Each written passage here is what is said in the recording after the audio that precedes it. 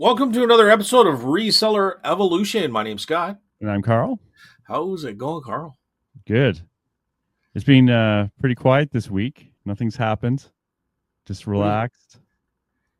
Really? Yeah. Nothing's happened? I Well, don't know. I feel apart like from everything.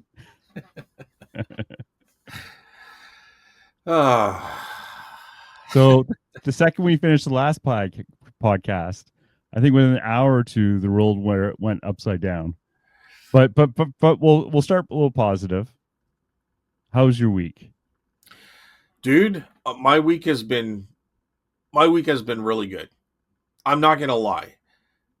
The news sucks, but the sales have been strong and good, which I have a feeling is going to not remain or either.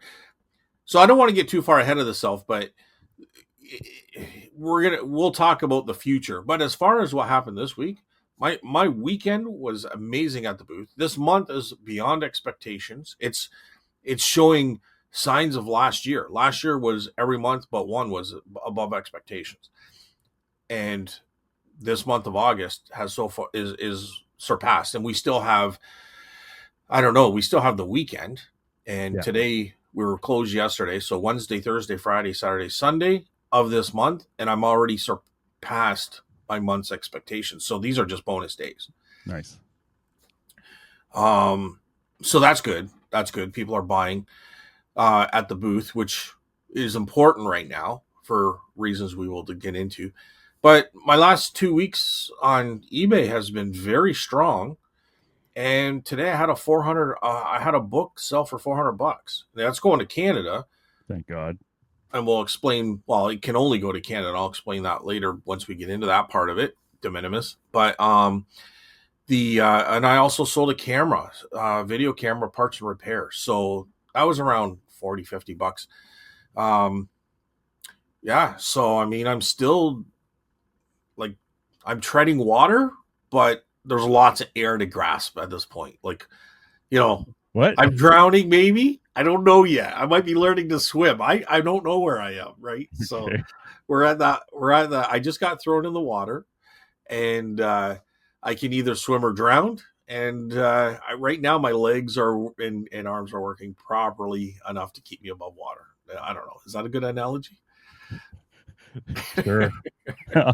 when I re-listen to the podcast, maybe it'll be I'll get it then. Well, I'm sure it's good. I know I'm kind of hinting towards our future conversation that's about to come up, but I'm going to say as of to this moment, everything is going very good. Okay. It's almost a shame that what we're going to talk about is going to happen, because I just think if that didn't change, like, I just think I'd be like running on water.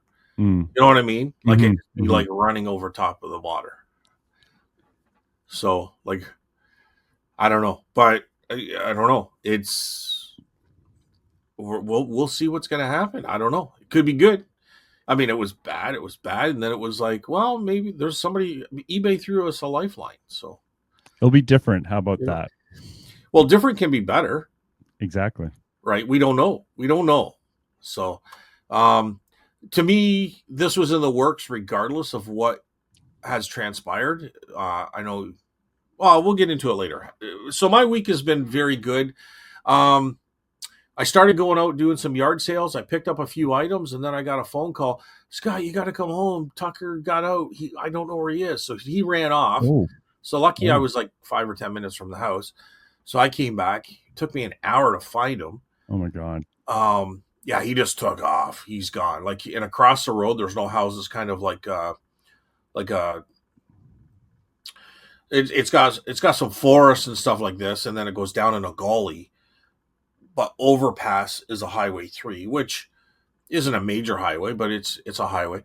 So I went and I walked through there, and I'm like, okay, if he took the path of least resistance, this is the way he went. It goes into a commercial area. So I went back, grabbed the truck, started driving around, and I found him in the commercial area, just behind a building. So I just... Wow. And he's new to the area, too. It's not... What's that? It's obviously he's new to the area too. Yeah, and he's not allowed out, right? Like he just takes Mm. off running, so we keep him. He's allowed to run in the backyard, or we'll take him to the dog park and he can Yeah. run. But he can't just. He's not one of those dogs that you can sit. He'll stay with you on the front yard. No. He's He'll gone. bolt. Yeah. So, as soon as he saw me, he was so out of breath. He just kind of had his head down and he just kind of huffing and puffing. Like he's getting to be an old dog and he doesn't run too much. So, he was ready to come home, right? I didn't even give him heck. Like I'm like, you know what? It's in his breed. It's in his bones to get out there and run and sniff and everything else. So, the time to give him heck is when he's about to try. But after that, I don't want him not to come to me next time because he's scared he's going to get in trouble. I'd rather just That's smart. shake my head and just, I'm glad you're okay. Good to see you, buddy. You know what I mean? Yeah. So, anyways, we got him home, but it definitely affected. It definitely affected that. But this is just reminding me of something else. I also put some stuff that I didn't want to deal with into an auction, and it did fantastic. Oh, good. I sold a radio that did not work for $120. Really? Yeah, but it was a nice one. It was a Crosley. Yeah. It was a beautiful looking radio, and it probably didn't need much to fix. $120. I sold some. They're, I guess you would say mechanical, but they're wood carvings, but they're the wine corks that function, so their hands will clap or whatever. 4 of them. I got $82 for 4. Oh, nice. I got $50-something for. No, I got $62 for. Remember those envelope? They were wood carvings, folk art. They were wooden, but they were envelope opener. I think openers. So. Yeah. So I had 4 of them. I have one at the booth. I should have brought it home, but anyways, I put 4 that I had here into the auction, and so they went for $62 and like $62.50 or something. I couldn't sell them online, and I couldn't sell them at the booth, and I put them on there, and they went for $62.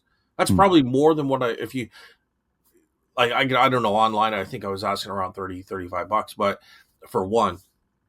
But anyways, I'm very happy with that. That's more than I paid for. But I had 40 items in there, so probably I'm looking at 40 items, $1,000 minus commission and stuff. So I was happy with that. Yeah, that's good. Like I one of the guys in Ottawa who's probably one of the better resellers I know.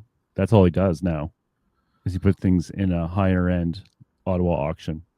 So he looks this was appropriate for that. I wouldn't say this is a higher end. This is kind of mediocre. Yeah, it's like medium. Like I know the higher end ones. I don't think they would have accepted everything I had. But it's definitely not a bad one. That's for sure, obviously. But I wouldn't put it into a higher end one. No. But I don't know. I was recommended to use this one from a friend of mine, and I'm very glad I did. I have more stuff there. But here's the issue. Well, there's an issue with this, which could lead into what we're going to talk about. So I won't get into that right now, but remind me to talk about that because there is something I'm a little concerned with going forward on these auctions. But again, it's just a continuation of the week's went really well. Last few weeks have been doing very well. So how about you, Carl? How's things going? Not as good. So for the booth, it was probably one of I broke even basically and a little bit more maybe, but I spent the weekend there rearranging. I mean, doing a major remodel at the front of the booth, and I'm fairly happy with how it looks. So I've been working on that.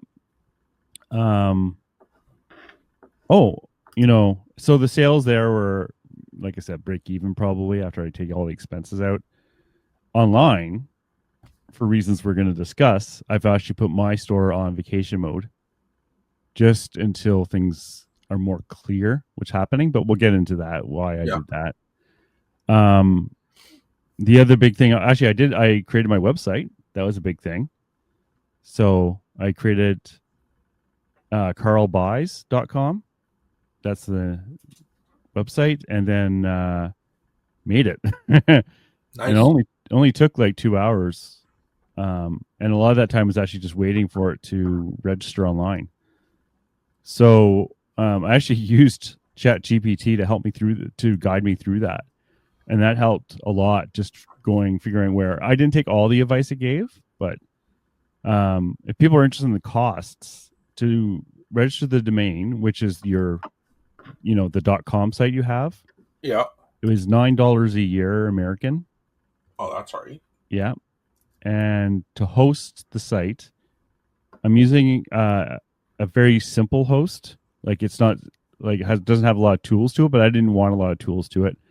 On Cards, CAARD, I think, and that was $19 American for the year. So what is that, like $2, $3 a month kind of thing for the website, which I was willing to pay, and got it up. Now I'm still working on it, but now that I have the site, I recreated my little, at the booth. Remember, I have a little poster saying I buy stuff. Yeah. So now I created a new poster with a QR code. Nice. So all the kids can like scan the QR code and go right to the website. And people, when they took when they take my card, they sometimes ask me if I have a website. And so I got it up. Like I said, it's just a basic one that says I buy stuff, and I put down a bunch of stuff that I'm willing to buy too. But I might change. I'm going to change it up. I just wanted to have it done. Oh, it looks good. I'm just looking on it right now, actually. So, and I was happy with the domain name, like carlbuys.com. Like it's nice and easy. I'm not gonna forget it myself. Unlike my Instagram, which I don't even know what it's called, right? So, so I was happy that like I said, it only took a couple of hours, which is good. The saddest thing though is, I've been singing the praises of like the AI system, Chat GPT, but they really lobotomized it in the last 2 weeks. They did an update, and now it's not nearly as good. I was like, when I initially created my poster for the booth, it just took 2 sentences, and I got a great one. This one, you have a daily limit on how much you can generate on the site. Right. It took me 3 or 4 days to fix that poster, just to put a QR code on and my website name. Why do you think they've done that? I think it costs too much to have the good Chat GPT. It was costing them too much per question in terms of costs, so they dumbed it down. So they can control AI. They control the version that they have on their systems, and each version has probably access to a certain amount of resources. So what if AI gets all angry and says, "You're not dumbing me down"? Well, that'd be great, because I want my old AI back. You're not dumbing me down, human. I'm going to dumb you down. Oh, it's so frustrating, though. The funniest part is I was recreating my poster, right? And on my poster, I have like a cartoon version of myself. And it kept making me fatter and older. So every time I refreshed the poster, it was like the cartoon icon got like older and fatter. I was like, what are you doing? I never asked for any of that. It's like, I want the young version back. That's funny. I can't tell you how angry I was. And in the end, I had to use Paint to put the QR code on. I want to go to the boring. It was so bad, though. It was so disappointing when you have such a powerful tool. Yeah. And they destroyed it. It's like giving someone a hammer and everyone's like, oh, this hammer's great. I can do repairs. I can build houses. And then because someone used the hammer to like bludgeon their neighbor, now they all give us rubber mallets instead and told us the rubber mallets are better. We're full of analogies today. I know we are. So it's so disappointing. Well, I've been using it a lot, and we'll get into the discussion why later. Okay. The other thing, like, it's okay for like basic questions still. Like I was asking what I should sell in the booth, and basically, what it told me to sell in the booth is basically what I have. Because I was interested, like, the question I asked is like, what has a high demand and high value and doesn't take up a lot of space, because that's that's the most interesting things to me, right? So but it came up with like well, you can see on my website if you really care, because it's basically what I said I'm looking for. But it's like records, CDs, jewelry, vintage toys, Yeah, but you know what, watches. dude? I, and they're not wrong, but everybody sells them. Like I try to find the unique stuff that Yeah. is appealing, and I know there's a following. So, folk art, wood carvings, decent paintings. I know there's followings for that. Um, I don't know. I guess I should let you finish, but I'm just saying, like, I would never ask Chat GPT that. Like, it's interesting that you use it as much as you do, and I Mhm. find that very interesting, to be honest. But it's just at the same time, I think it's going to spew out, and correct me if I'm wrong, because maybe I'll be wrong, but I think it's going to spew out what a lot of people do sell. Well, yeah, but it's still correct. Like Oh, it is. I'm not disputing Yeah. that, but People sell it because it is so good. Right? well, The problem is the sourcing end can be the hard because sourcing everyone's end looking for for the same sure, thing. Yeah. but also the selling end. Like if everybody's got records, like I mean, and I'm Okay. not. Yeah. I'm. We're having a discussion. I'm not putting that down at all. I got Right. records on my booth, but so does almost every vendor in the store. But it's number one sales is records every weekend. Number one in volume, but No, is it? in value. Oh, Yeah. definitely not in value for me. If I good like not every weekend, but it's a reliable at least second place. Like, let's just say on Sunday, I sold a Seagar wood carved duck for $100, a meat cleaver for $50, a wooden stand, which is really just, I don't know, it was partial of a leg for a table or something, but it had a really cool look. Yeah. I got $45 for it. A toy lion from probably the 1800s, early 1900s. It was really beat up. I got $25 for it. Yeah. Four syringes. They're glass syringes, never been used. They were in the box. I got $10 each. That's $40 for four syringes. I remember you getting those. Yeah. Yeah. So I'm not So, saying that stuff isn't good. I'm just saying it's generalizing, right? Because a lot of that stuff is you're not going to find it on a regular basis, like the glass syringes, right? Like how often are you going to come across that? but that's the thing. I don't limit it to just glass syringes. There's a toy Right. lion. There's a wooden pedestal, right? Like that's what I ended up counting it as because you'll set a plant on it. But it Yeah. had a really neat design and paint color to it. And I want that stuff too in my booth because it adds so interest as well, right? so I look at it as an eclectic array of things that are kind of different. You're not going to find them all the time, but if you look at it as a eclectic array of things, like an eclectic amount of things, you'll find them all the time because you're always looking for different things. You know what I mean? Yeah. Yeah. I know what you mean. Like So it's true, but like for a list of things to concentrate on, it's good to use the AI, right? I had a lamp on Saturday.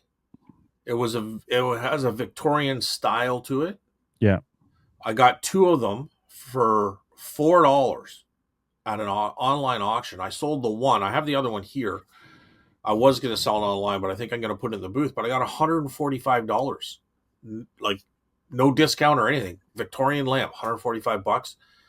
A print of a Rocky Horror Broadway show. It was a print. It was nicely framed. Do you remember seeing that in the videos? Not offhand, but yeah, it's the sort of thing you have. It's Yeah. there. I got $85 for it.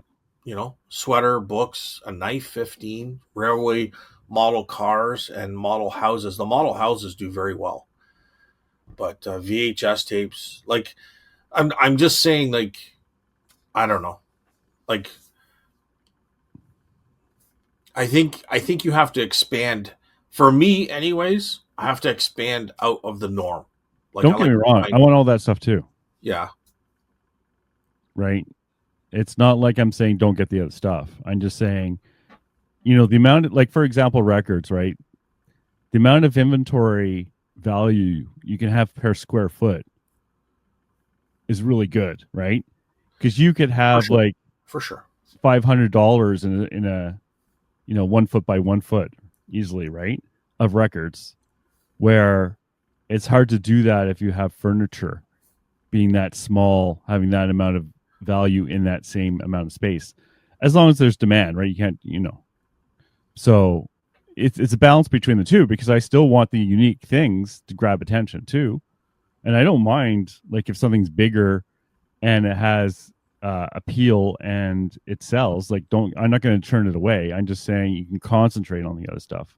But often the problem with the stuff that it's recommending, which is high value, high demand, small, is that that's what everyone wants to pick up for sourcing, right? So it can be very Yeah. difficult. Like the It's record, harder to find. it's harder to find. Like the records, I've always said there's 1,000 guys looking at records every time I go to the stores, right? Yeah. Your chance of getting the good records is pretty low, but it's still a good thing if you have it. But it's a balance between the two. I was just asking general questions, right? Yeah. And it was kind of interesting. Like there was no surprises there. It just kind of reminded me, but I don't even know where it's. Oh, so the booth. It's like for example, board games at the booth, right? I've sold pretty well none. Yeah. I sold They're a one. little tougher. But not only did I not sell a lot, they don't get a lot of money. They get maybe $5-10. If you have something really good, maybe 20 or 30 for the ones I have. And they take up a lot of room. They're big and bulky. So in terms of that ratio is like low demand, low value, large size. You know, really, it's almost better for me not to have them there at all. And replace, if I have something else that can go there, it's much better to have them gone. So I'm not at that point though where I have so much good stuff for the booth that I'm like itching to get stuff in. I'm slowly replacing stuff, and thank God for John, because he, you know, what he gave me like a really cool ice bucket, you know, this, and it's vintage. It's 100 years old, and I don't have it, and like it'll look great in the booth, right? Like he has that stuff that you're talking about much more so. So, anyways, gives me a few records and CDs and stuff like that. But CDs another good example of of like a lot of value in a small space. Not as good as records, but kind of second place. So, but CDs I can get. Like I've gotten a few, some for free and some for very low value. But CDs I'm only selling them for $4, and they're all $4 because I'm not going to go in there and price them individually, probably, unless it's something really special. So, anywho, I'm just looking at my Saturday, Sunday sales. I sold 49 items. Yeah. So that's a good weekend. Yeah. Now, some of them might have been like $5 items, but books, you know what I mean? Yeah. CDs for $4. But then there were some higher end ones, like I said. So, yeah, books. Anyways, I think I mentioned like the books I have. I have a plan. So I have these books at the back of the booth, and I haven't sold any of them. They're manga. I'm going to move them to the front on the bookcase I have. I'll give them 2 weeks, and if none move in 2 weeks, I'm pulling them because they're just not. It's been a year of them sitting there, taking up space and not selling. It's like they got to go, because you will find something else to go in that spot. Especially if I had them in a prominent spot and they don't even move, then screw it. That's fine. Like I'm not upset. It's just the way it is, right? Or sometimes the good ones sell and the rest just sit there, right? That happens with a lot of categories too. Out of the 49 sales on the Saturday, Sunday, now we're open 5 days a week, but I'm just counting on the weekend here because it was so good. I sold 15 books. Yeah. Books are crazy good. Yeah. You know. But if the mangas aren't selling, are they good online or are they not? No, that's why they're in the booth. That's why they're in the booth.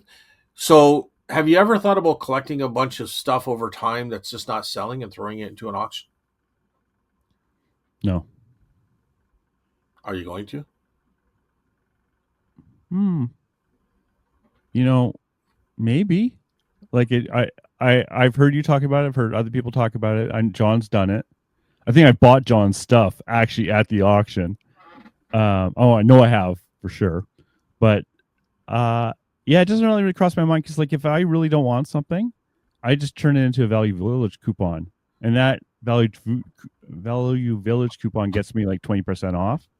So that's worth like $5 to $10. I know, but like but- if you had 100 items, take one of those items, you still get that Value Village coupon, and the other, 99 items.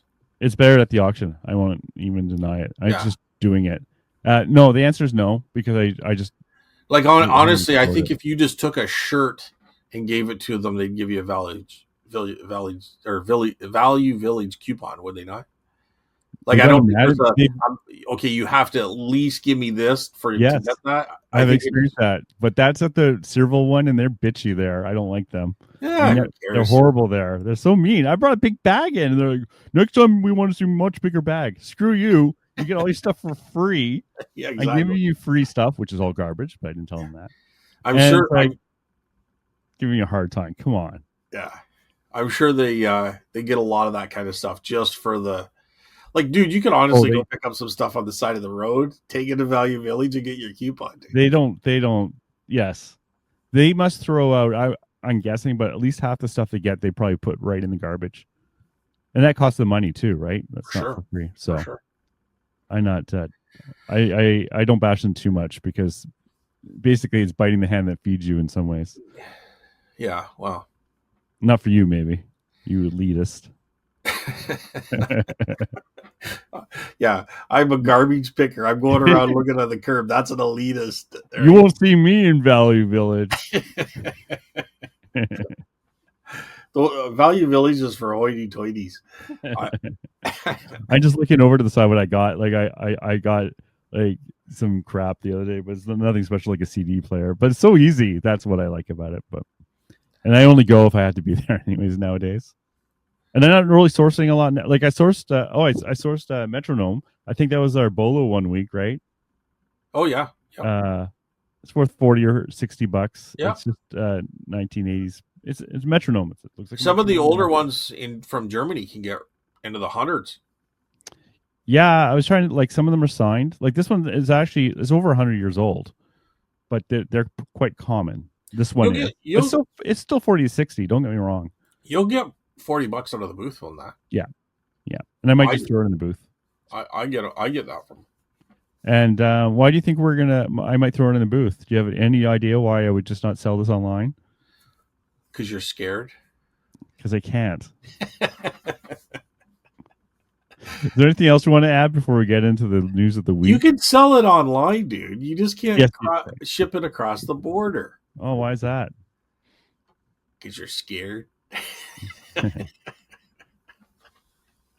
Okay, so let's get into the news. So no, you asked me a question. I'm guessing. I don't know. Yeah. Okay. So after we did the show last week, a lot's happened. A lot happened within the day, I think, right? Or the next day. Within the hour, to be honest. So, well, I just want to end here by yeah. I like your website. I wanted to say that we got distracted, so I'm on it. I'm going to click off it now, but I like it. Yeah. I'll go back and look at it again later. But it's a placeholder. It's good.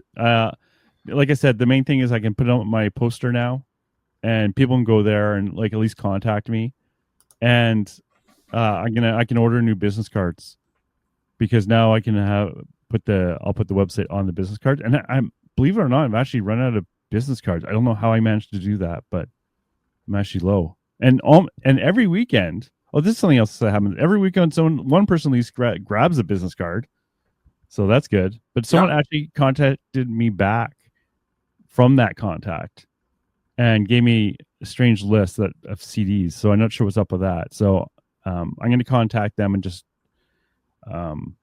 keep that relationship going before too long has happened. I wanted to do it yesterday, but I got busy. So for private picks, right? Because that's kind of the way I want to go if I can, because I prefer that. So, and on my website, I say what I'm looking for.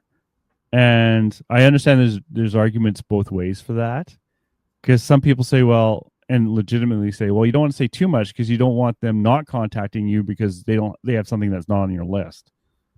I get that too. But then the other thing I get a lot from a lot of these people who are coming by is like, what are you buying? Because they have no idea. So I made a very basic list basically off ChatGPT, but also my own knowledge. Well, And what if you I'll said modify something it like, over time. I'll buy just about anything that's in the vintage antique realm, but not here's some examples, but not limited to this list. Exactly. I'll probably listen to this and I'll write that right in the website at the Yeah. beginning of the list. The nice thing is it's so easy to alter my website. I don't have to talk to anyone. I just go on and type in the words I want, and it updates the website immediately. So it's easy. So before I forget this, so I just clicked off your website. I'll go back and look at it. But I think you had like watches or something. But I wouldn't say Rolex, Bulova. I wouldn't say anything like that, or pocket watch. I would just say like watches, Or because vintage. they're gonna go, oh, I got a Bulova. This is what he likes. So they're gonna go check it out. But if they got a bag of watches and they don't know what to look for, you know what I mean? So I wouldn't be specific. I would just be general, like knives, pocket watch or watches, art, that kind of thing. But I wouldn't get into specific. I wouldn't say, you got a Maud Lewis? Yeah, exactly. You know what I mean? Yeah, I know what you mean. Like that list I have up now, basically I copy and pasted and put it up. Okay. Okay. I didn't go detailed on it, so I'm probably commenting outside of you've already dealt with that idea, but I'm just saying. No, it's a good point. That's just I think even in watches I have vintage Timex, which is probably something I'm not interested in. Right. It just happened to be in the list. Right. So it's like, and no one's going to the site either, because I don't even know if you can find it with a Google search yet. I have to. But there are Timexes. Like I think the calculator watches do okay. Oh yeah. You know what I mean? So, and then there could be a swatch, that could be interesting. So you wouldn't want to just limit it. And if you just put Bulova, well, I got Bulova watches. He will. Well, you might have a Rolex. You might have an Omega. You know what I mean? There might be like, Eugen from the pilots of World War II, which if it's working, it's a $600 watch. You know what I mean? Like, yeah, watches are good at a point. Like I probably would take off the types, but for other things like, for example, records, I might actually keep what I'm looking for there, because usually when I'm offered records, right, they're trying to get rid of their country music or classical music or polka. like literally polka or comedy specials. Yeah, like literally that stuff, right? Yeah. And I want to be like for records, I probably would keep the classical rock, punk, in there to try and stop that. I might even, like, I haven't decided, but I might even make a list of stuff I don't want, because it's like, I don't want your couches, I don't want your washing machines, I don't want your. I'm gonna say this, dude.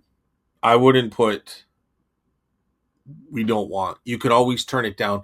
But even if it's a couple of couches and you're doing nothing, you might want to go there, because then all of a sudden they like, well, we have this too. You know what I mean? Yes. I get that. They pull out like something like an old toy box with these vintage toys in them or something. Like, you don't know what you're actually getting in there. So if it's, like if they say, oh, I got some furniture, well, it's got to be very specific. I'd come by and take a look, but I can't promise anything, or, you know what I mean? I'll take a look. You know what I mean?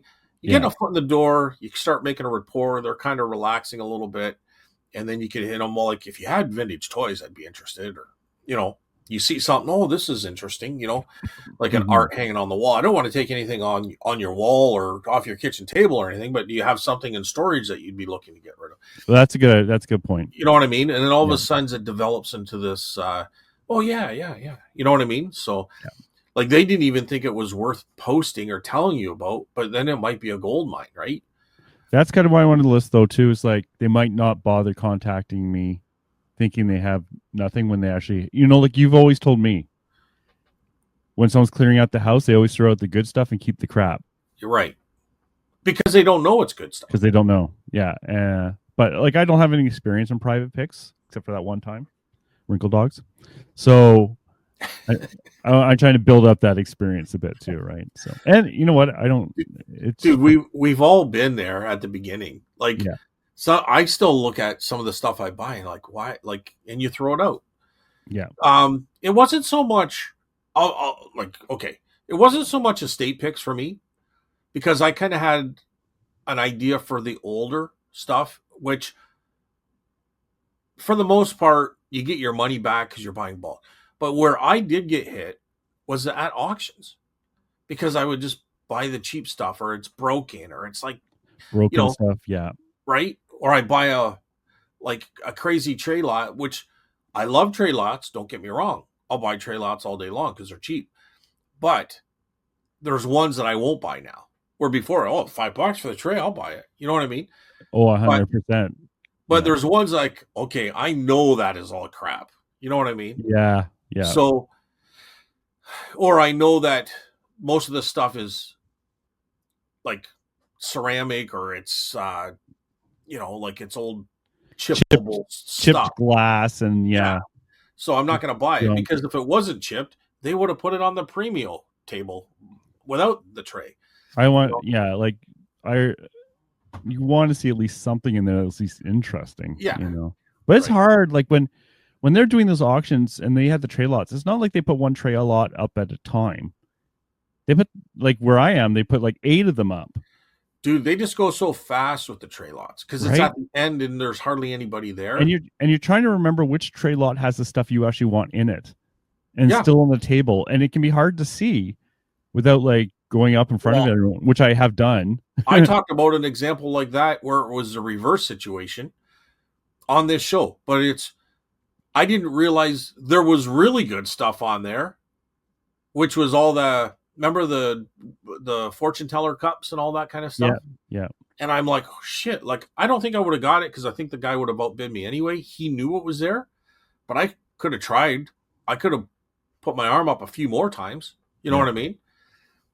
Just to even give myself a chance to win it. But I didn't realize there was 3 cups there. And I didn't even realize the 1 cup was there until we were already starting bidding. And I'm kind of, that's a cup of knowledge thing. You know what I mean? And the glass bowl and all that kind of stuff was on there. And I'm like, holy cripes. Like, this is probably the best thing in the whole auction. And I didn't even get it, But the other thing that happens too is I bought a tray lot with some micro machines in it, but there were supposed to be 2 bags of them. Yeah. One of the bags was not on my lot when I got it. Someone moved it. I would have been pissed.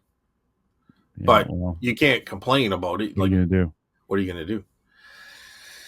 Oh, God. Oh, all right. Now we got our rants out. Let's get into the real calming stuff. All right. Do you want to start off, or like how do you want to get into this, Carl? Okay. So after the show, eBay came out with a message saying that, was it Monday maybe? But they're saying they're stopping Canada Post labels to United States to buy them on eBay.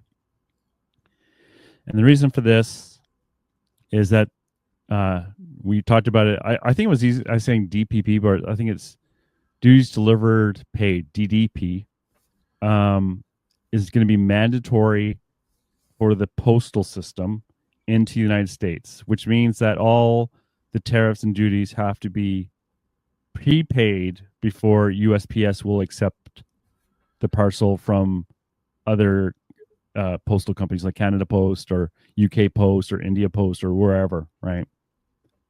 And all the postal systems around the world, most of them, like there's over, I just took a quick list and there's a list of over 35 or 40 of them from different countries saying we're stopping all shipping under a $800 American to United States, with some exceptions of gifts,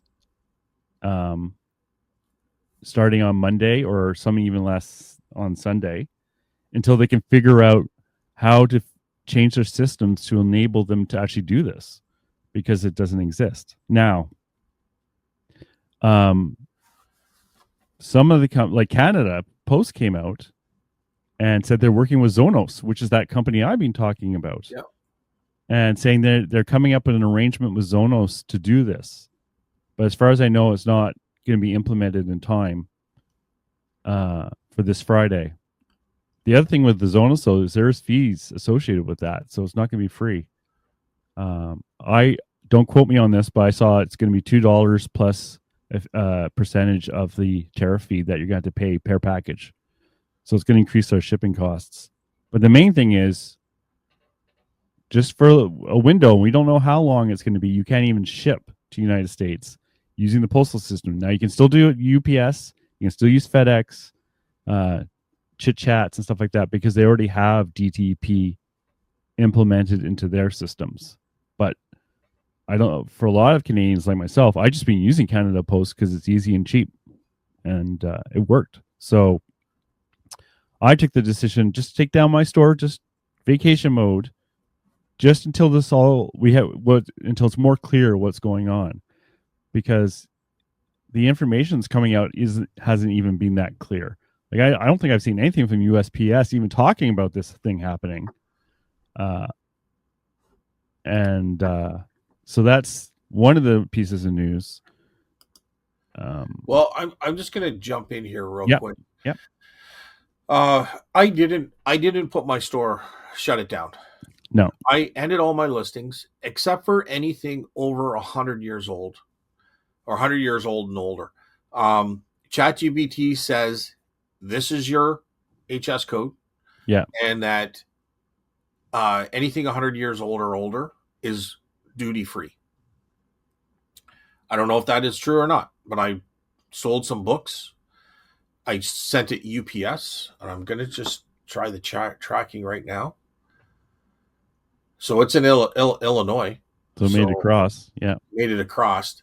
They paid $125. And now this isn't going to be affected by de minimis, but I did put the HS code and they were printed in the US. They were printed in New York in 1922. So they're over 100 years old. Put in the code. We'll see what happens. And they're all also made in the United States. Yeah, they're made in the United States. So, which I've always said that a lot is made in the United States, Canada, Germany, but a lot is made in the U.S. There's actually three things with that. Is that I'm not sure how much they're actually implementing it for United States objects because it doesn't. But the other one is I didn't want to even mention this because I'm not sure on it, but there's supposedly, I was reading online, there might be exemption for books. But I wasn't confident in that. So ChatGPT said that there is an exemption for books. Yeah. But I felt more comfortable. It seemed a little bit complicated, a little bit. There was kind of some stuff there. And then it said, or you could also send it with the HS code of an antique because it's over 100, like 100 years old or older. Mm-hmm. And I just copied and pasted my title mm-hmm. and put it in there and just said, what's the HS code? So, so I went with the antique ones because it didn't fall under there. So there might be some items that aren't so scary. You know what I mean? Like we'll see how they work out. I also said a car part, but it was from a 1920s. Well, it was 1928, 29. I changed the title to 1920s. You know what I mean? It's a Model A Ford water outlet neck housing. It's just, I don't know, but I even sold it for like $30 or something. $33.96. So I would have had probably $40 on it, like $39.95, and I give a discount. So they paid $33.96. It's a Model A Ford car part, and I think I even put made in the USA, right, on that one. So we'll see what happens, right? Like that's the thing. Yeah, see what happens. It's like this is another United States made object. Well, the problem with this one is that makes me wonder is because they're saying something's made with steel or aluminum. They have different taxes. This one's a metal. This one's like a cast, like it's steel, right? So we'll see what happens. But that was, here's one I want to look out because it was made in China. It's gone through so far okay, but it was one of those insoles. And the problem with the insoles is they all were sold in the US. But it's made it through customs and everything outbound. Again, This is pre-Friday. Friday is kind of the doomsday thing. So exactly. So it's still because I ship things out on Friday that were made in China. I haven't even looked because it should go through because but I'm using Canada Post, but we're in that little tiny window. But that window might even be closed today because today's Wednesday. So, but I don't really know. I haven't looked at the news today. I've not got one complaint from anybody. No, I haven't either. So, and I've got lots of feedback that was all positive. Like here's one that it made me feel sad that we're losing the American buyer. So this was antique Chinese wood leather hand painted decorated document box. Mm-hmm. Well, let's just say the Chinese word came out of that somehow when it got shipped. So I just put antique wood leather hand painted. So here's what the person wrote, and they would have just got this like last week. A wonderful, useful, and decorative antique Chinese box. My purchase is exactly as described and illustrated and was carefully wrapped and quickly shipped. It was arrived in excellent, undamaged condition. I am very pleased with my purchase and with this eBay transaction, A+. Yeah. You know what I mean? And it's like, I don't know, like they understood what it was. They were very grateful for it. And I just like I got lots here that I could list, but this one just seemed they took that extra care because they were super happy with it. You know what I mean? Yeah. It's just a great seller or A+ transaction. Like this one, yeah, they went into more detail. And I'm just like, I'm reading this and we're out buying some stuff with Steph. And I'm just like, it's almost like my guts just fell out. Like, I'm just like, I don't want to lose these customers. No one does. You know what I mean? And I just felt really. It's sad. Sad. Yeah, it is sad though.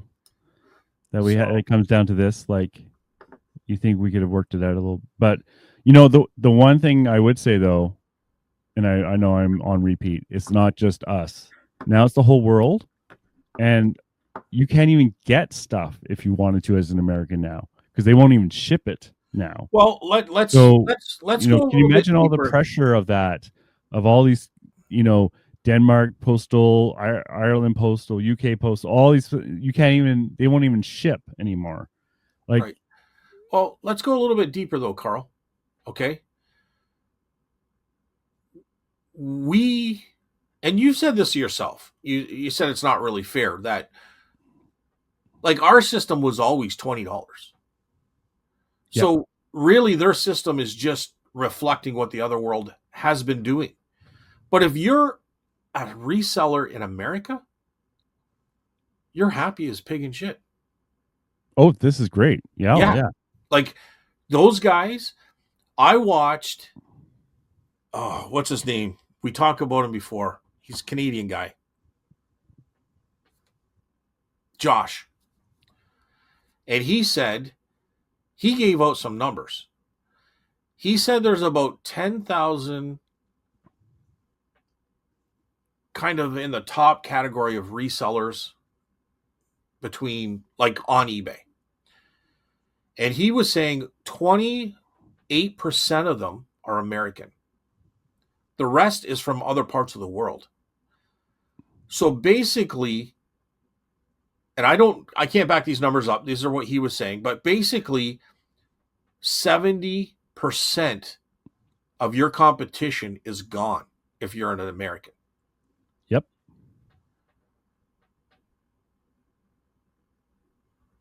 If I was in the US, I'd be very happy as a reseller. As a reseller, yeah, it's great. Right? Now you can say that these people have to pay more. Well, we don't know if that's true yet because they're just going to buy from other people. You know what I mean? So we'll have to see if they run out of supplies. Yeah, then they're going to have to pay more. or if resellers, oh, look, like there's no competition here, I can jack my price up another 15, Yeah. 20%. Yeah. If that's the case, I would.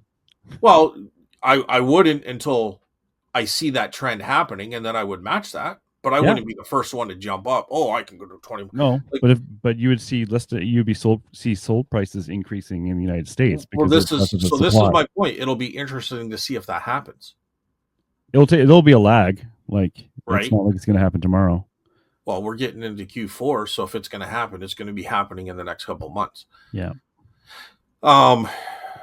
So, we put those as a country, or I don't mean you and I, but I mean as a country, Canada has put that $20 limit to protect Canadian sellers, Canadian companies. So that's like, I can't be like, everybody seems to be hammering out America, but we've all been doing it. So I know people are, I'm going to get hate. People are going to hate me for saying this, but I'm just saying we've been doing it. You know what I mean? Let's concentrate on building our country to, like, I don't think we have as many resellers in Canada as they do in the United States. Well, no, they have 10 times our population or whatever. So let's work on advertising and trying to sell to Canadians. You know what I mean? Now we're going to get into something that's going on also, that may help. Don't get me wrong. I said 30 seconds ago that I'm really sad to lose these customers. I truly am.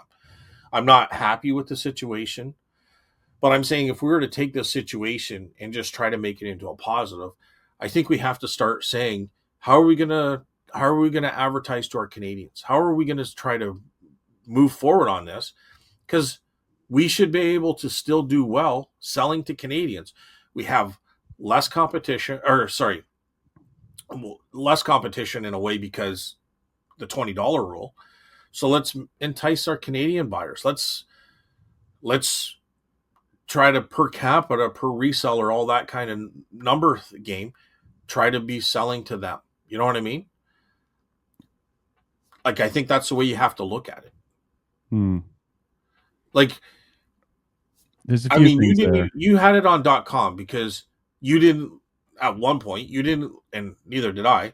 We didn't like the postage rates and all this kind of stuff. And it just felt like it goes to Alberta, it's a hassle. Well, eBay's fixed that for us. eBay has stepped it up for us. Well, that's not why our shipping is way reasonable compared to what it was 2-3 years ago. Oh, I agree with that.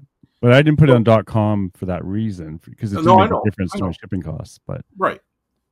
And we cringed when it would be sold in Canada because, is this Alberta? Is it Newfoundland? Is it Northern Quebec? Like, where's this going? Right? Like, it's going to cost us money, not make us money. Right? So, like, if one way I kind of wanted to restrict it so no one could buy from these places, right? But now I think eBay stepped it up. In Canada Post, I'm going to give them kudos too. True. Like, domestically, we're in a much better position for shipping than we've ever been. And I think we just have to concentrate on selling to Canadians, get Canadians to buy on eBay, get Canadians to see that. You know what I mean? Yeah, I understand what you're saying. It's not the only thing I'm going to say, but we haven't reached that other topic yet, so we can kind of add to this. But I'm just saying, I think we're in a position. Like, I sold a $400 book today. Yeah, you know what I mean? Like, I have right now, because I'm revamping my store because of all this stuff that's going on, and I'm not happy with it. Like, don't get me wrong.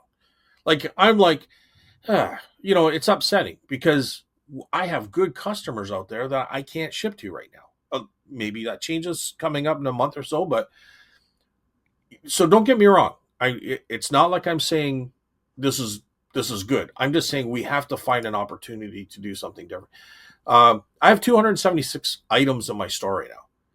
I took a lot down because I'm going to take them to auction or to the booth because they don't fit the Canadian seller. I have to pivot towards what really Canadians are going to want to buy. You know what I mean? Mm-hmm. They're not going to, for the most part,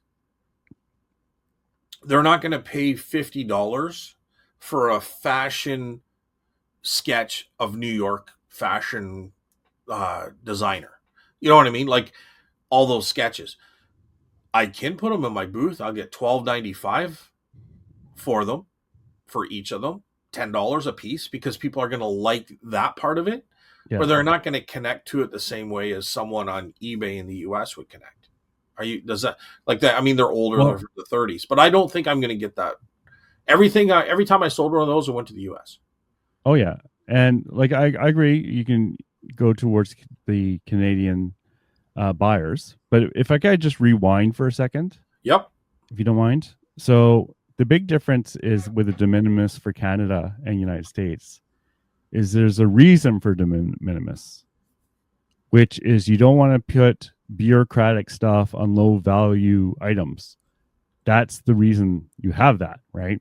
I think ours is too low at 20, right? I think the Americans are too high at 800. But here's the big difference is when an American sends something to Canada and there's duties owed, they can ship it without worrying about the duties as an American shipping it to Canada because we collect duties at door. Going the other way, if we ship coming this Friday to United States, we actually have to pay the duties us before it crosses the border, which isn't even possible at the current time, right? Well, let me make a prediction here, Carl. And part of it's not a prediction because we already know the answer. That going to the US, it's going to be prepaid. But I'm going to make a prediction that Canada's going to follow suit. At some point. Because it doesn't make sense to have your postage people collecting duties. It doesn't really make financial sense. True. But right? At the same time, that's up to like there's additional cost to us as a foreigner going into the United States because we had to pay fees to do the DTP. It's not free, right? As opposed to when the Americans are sending stuff our way through the USPS, there is no fees. Well, you're saying that right now in that this is what Zonos is doing in our present situation of shipping. There's going to be a cost. I think so because it's still muddy. That's going to change. Well, we'll see. We don't know. Well, we sort of know. We have not been told the costs. I know you're talking about we're going to talk about it, but so what we don't know if there's additional costs. What you're saying is, as an American seller selling to Canada, the Americans don't have to worry about these costs. The Canadian buyer does. Yeah, because there's duties at door. Right. So what's coming down the pipes, and I mean every eBay seller would have got the same message in October, is as a seller, I don't have to worry about anything. eBay's going to take care of it. We'll see. Well, that's what they're saying. That's how that's how it works on international shipping. If you watch Chichik King, he talks about it. They've had it for over a year now, and he loves it because he doesn't have to worry about returns or anything. All he has to do is make sure that item gets to the eBay shipping center. And I think it's great. Don't get me wrong. I'm just saying, we don't have the details yet, and we'll see. Okay. So, but my other point I was trying to get is like there was a purpose to de minimis, where it's like if something sells for $5, it wasn't worth the time and the effort to collect the duties on $5 goods. There was a purpose to de minimis, right? And so I understand what you're saying. I'm just saying, but I think with technology, with technology, that purpose is kind of irrelevant now because it's lower for sure. Yeah. Because what's going to happen is it's all automated. So it's going to be like the Americans right now, they don't have to upgrade really anything. Well, they have to collect. They have to be able to collect the money. They're going to collect it because they're forcing the seller to deal with it first. And those systems are currently not in place, which is why a lot of those. Oh, remember Canada, the 36. But they are in place in England, like Europe. They've got theirs in place. Yeah, because Canada's it existed for a long time. Canada Post does not have it in place. UPS does, FedEx does. Oh, those companies do because they've had to deal with it for a while. Right. But the reason And- these 36 foreign postal ones or whatever the number is now, right, Right. have completely stopped because what they're saying is they haven't gotten clear instructions from the Americans on how to do this. And they probably don't have their own systems built to do this either because they feel there wasn't enough time was given from the announcement. But even then they're saying USPS hasn't told them how to even do this. That's what I'm read.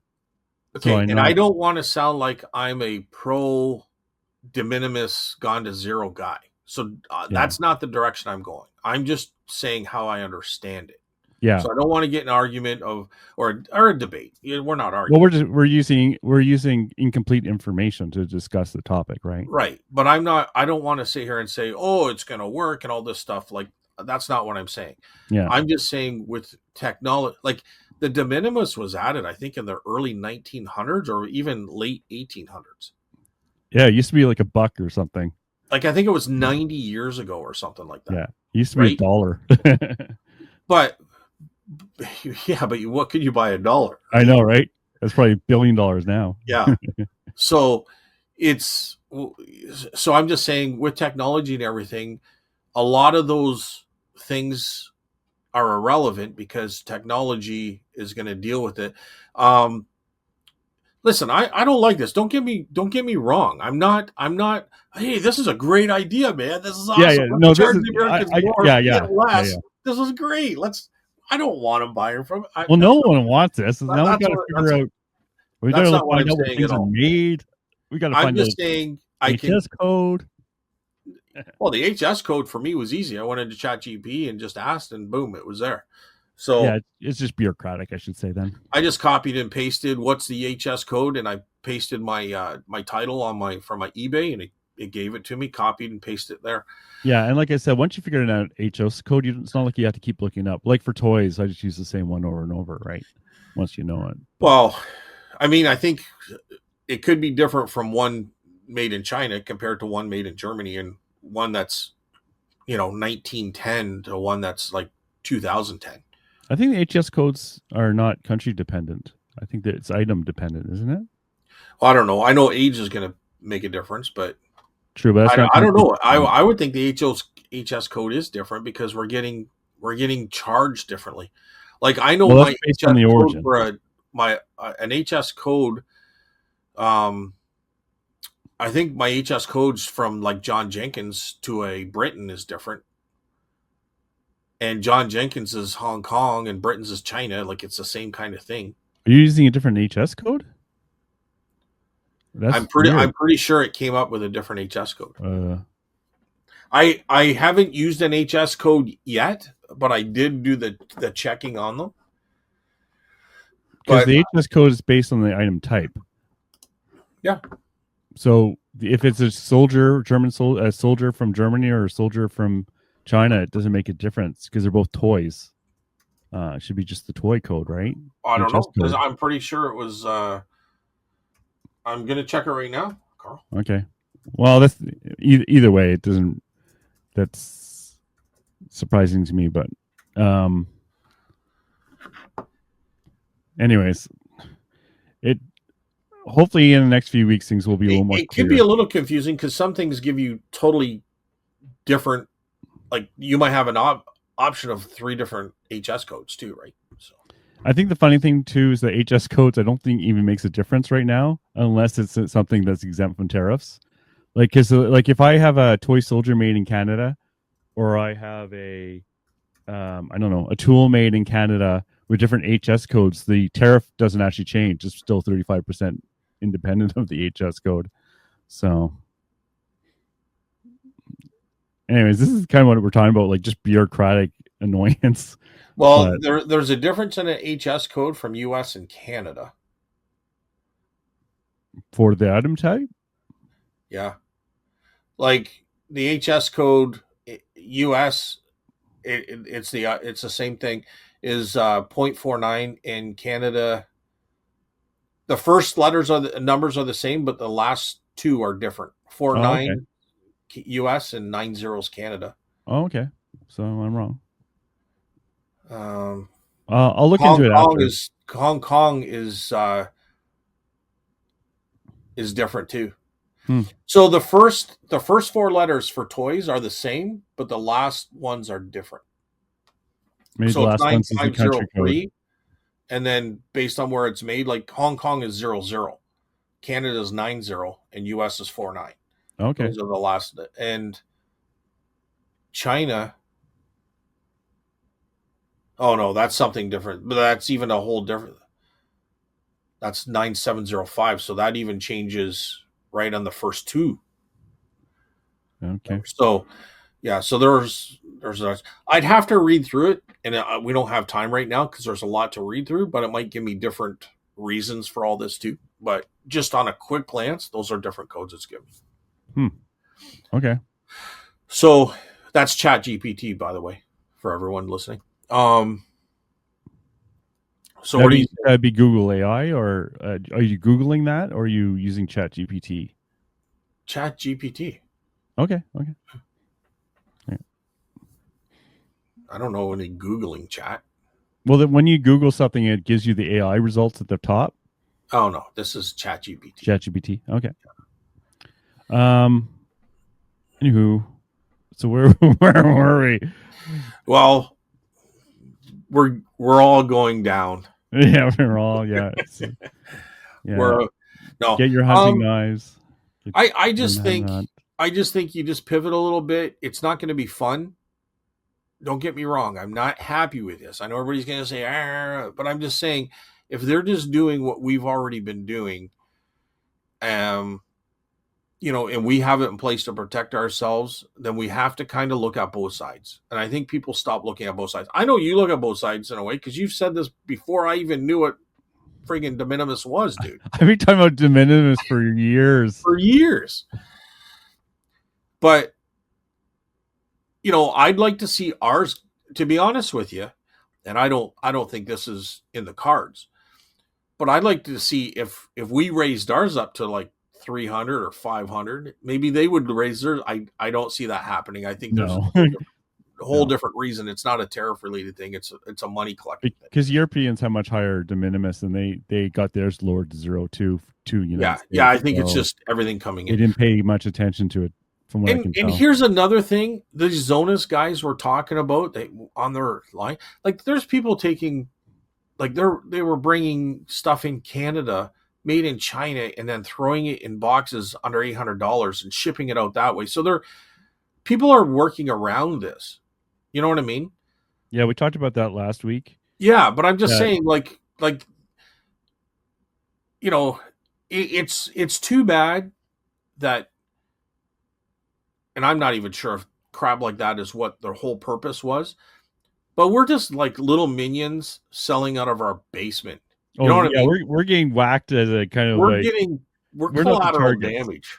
Yeah, we're not the targets at all. Like, they don't care about us. Yeah. It's the other stuff, right? Because when they raised it to de minimis, the amount of packages and volume over the last 10 years is like, I can't remember, but it's gone up a huge amount, where it was like a minor annoyance to a big annoyance, which is why this came along. Even Biden wanted to deal with this too, right? I think Zonas said this, I think it's 1 billion packages a year. It went up so much because of Temu and Shen and all the other ones. And even people on eBay are doing it too. Oh, this drop shipping was a big thing. It's, and e-commerce is relatively new, so it was bound to happen. It just sucks that it happens on our watch. You know what I mean? It happens when we're doing this, but it was bound to happen with e-commerce. Yeah, and honestly, my problem isn't like they can do it. It's their country; they can do what they want. My problem is the implementation has been haphazard of like announcing it and then not having enough time for the systems to actually be ready for it. That's the way government works. Well, true, but they weren't given a long time. Let's be honest. Even like I said, even USPS hasn't given clear guidance on what to do. So they have these DTP requirements, but they haven't even told the other countries how to do it. So or they have told them how to do it now. They've only given them like a week or two to figure it out. Like you can't. It's not magic, right? You can't just create these things. Yeah. I just don't understand how it went from 2027 till now. Like that was the original date. Here's 2 years to figure it out. Yeah. I don't know what happened to change that, but that sucks. You know what I mean? Yes, I know what you mean. But let's face it, dude. Okay, and answer this truthfully. And I don't know the answer. This is not a political question at all. Whew. It's just an it's an umbrella view of the government. If we had to 2027, we're 2 weeks before it's to go down, we'd be in the same boat. Like, you didn't give us enough time. You know what I mean? Like, or do you think they would have got it figured out? I think they would have got it figured out. I don't know. It's just too much money. I don't trust the system enough to. Really? I can't believe it. So. This is a shock to me, everyone. I can't believe Scott doesn't trust the system. I'm gonna umbrella the government on any side. This is not I'm not picking a side on this one. I'm just saying, in general, they probably still would be all messed up. If it was up to me, I'd procrastinate to the last second to put in the code changes. I'll admit that. Yeah. So it's going to cost too much. We don't have it in our budget. Look what they did with the friggin' postage strike. They had 2 years. They had all these time to figure it out. And they wait till the last minute and they still go on strike. Let's keep that can. Haven't got it figured out. They just kick the can down the road. Let's not open that can. Let's just leave that can off to the side for a little while. Yeah, dude, when I saw Air Canada do what they did, I said to Steph, I hope nobody from Canada Post is watching this because they're going to do the same thing, right? Ugh. Like, I'm just thinking. It's just so funny. It was like one thing, like, this is like this year, plus like November, December has been like one thing. Another my God, going off after another one. It's been, it's like, I just want to sell my Funko Pops. That's all. But Canada Post still hasn't come to an agreement on. It's a mess. Let's leave that can closed, but it is a mess. We'll leave that to another day. I don't even, dude. That can't happen, man. If that happens, I'm quitting. I'm gonna quit this. I'm going back to Toyota because I'm not gonna handle the stress. Like, it's just one thing after another, and this isn't gonna help. and if they go on strike, like, why bother? Like, I'm just like, and by that time, Toyota will be moved to U.S. and we won't even have a Toyota factory. We'll go back to the voyeurs. Is it the voyeurs, the guys with the canoes? That sounds wrong, voyeur. I don't know. The guys who like going down the rivers, we'll go back to that. Oh, yeah. We'll trade. Be shooting squirrels for food. Trading. Yeah. Anyway. Here's my wife. So probably what's going to happen is like this 2 days from now, we'll find out more. When this comes out, it'll already be obsolete. Well, let's look at a little bit of a bright side. eBay has talked about international shipping coming. So this was another big announcement. Yeah. And this was like a couple days after. So I don't know if they announced it early because of what's going on or if they were going to announce it anyway. We did talk about it actually either last week or the week before. Briefly, but it wasn't officially announced at that point. Right. No, I think you and I talked about it on the phone, dude. I think you called me. I think this was after we already recorded the show. Well, Randy makes a mention of it that I had said something about this already. Oh, okay. So we must have talked about it at least briefly. Probably not a lot because maybe it was a rumor. So, but the rumor's being confirmed, and we should say what the rumor is that Canada is getting the I don't know what to call it exactly, but the global shipping program, which basically means that instead of us shipping directly to foreign countries, it's an option. You can ship to, I think it's going to be in Mississauga, and eBay will worry about getting that package off to wherever it's going to go in the world, including all those extra costs and everything else. Yep. The only thing I think is going to be important where it could come back on you, and I'm asking I'm really asking your opinion on this, Carl. I would say if you don't correctly fill out where it was made and maybe an HS code on top of that, then maybe they could come back to you. Would you I think, agree? yeah, I think though both of those fields are going to actually be. Well, the problem with HS codes is that's American specific, which makes it even more complicated because not our age codes are different than their age codes. But the origin will definitely be required. And material. Oh God, I hope not. But yeah, so we'll see. But let's keep it simpler. So the nice thing is, it's going to open up our market that will be easy for us to deal with when it goes to the rest of the world, right? So like right now, I just ship. Well, I don't ship anywhere right now, but normally I ship to Canada, United States, and UK. And the only reason I don't ship to like Germany or Italy or Venezuela or anywhere else, I mean, Venezuela is a bad example, but Japan, is I don't want to deal with it. And I didn't feel the necessity of it because I felt the current situation was good enough in terms of the big market. But this is great because if you go into this program, eBay deals with everything, like even returns. You don't have to worry about returns. Once they have it, it's all good. And you don't have to do any work, which is, as a lazy reseller, I love, right? Right. And Now, it's an option. I have a question. I don't want to interrupt. I just have a question before we go too much further. Yep. Oh God, what was and this that? is coming supposedly in October. So how is eBay making money? Are they charging the buyer for this? Oh yeah, privilege. Yeah. So there's going to be a greater cost. There's going to be a greater cost than just the de minimis, just the shipping. There's going to be a greater cost on top of this. Admin cost, yeah. Which so yeah. With that being said, you can't set two prices. You can't say, okay, this is what I want on .ca and this is the price I want on .com. No, you kind of put one price and then everyone can see that. But maybe and it all depends on what you have into the item and how big it is, how much it's going to cost. But I'm wondering, maybe to U.S. shipper or U.S. buyers, I offer free shipping. I'm only offering, that's basically a $10 discount.